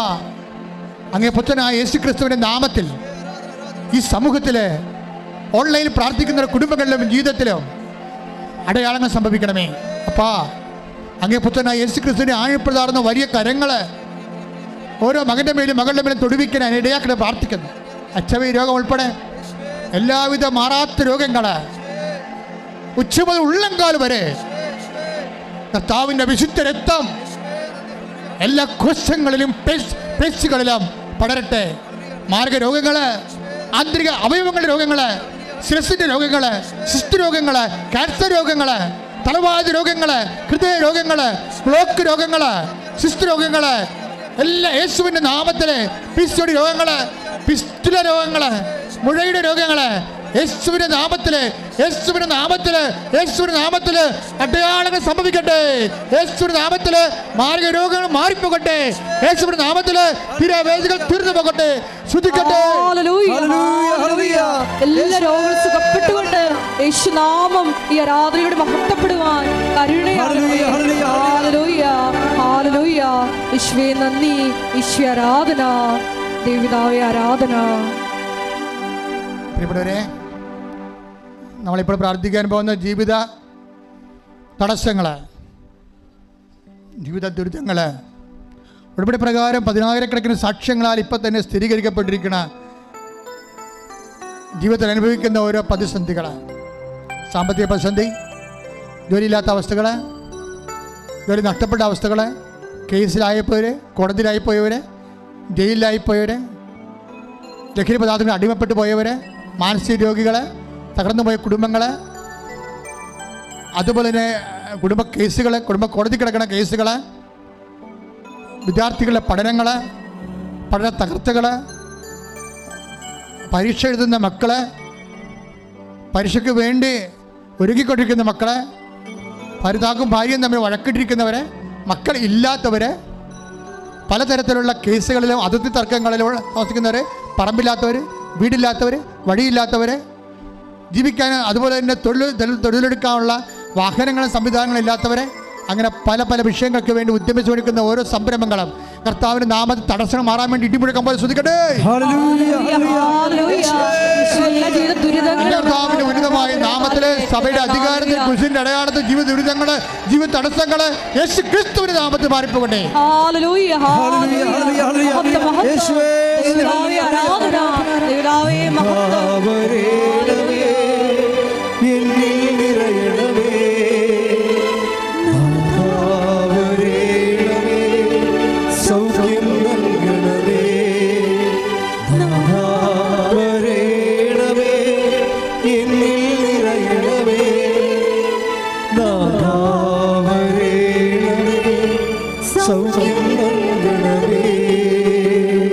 പ്രാർത്ഥിക്കുക. വ്യക്തിപരമായ ആവശ്യങ്ങൾക്ക് വേണ്ടി മുട്ടയിൽ നിന്നുകൊണ്ട് പ്രാർത്ഥിക്കുക.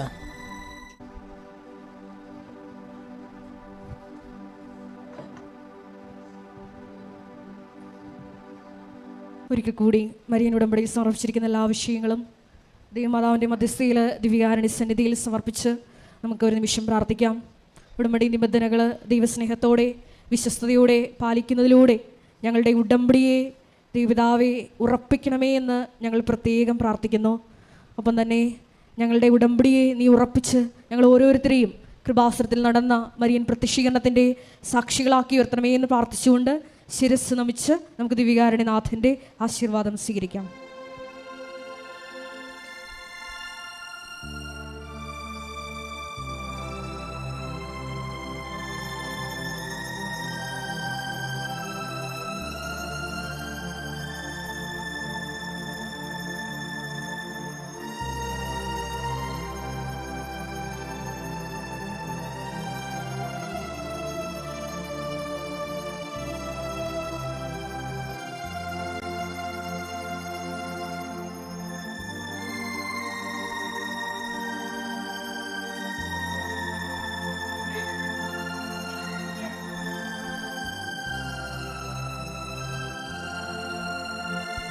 പരിശുദ്ധ പരമമാ ദിവ്യകാരുണ്യമേ,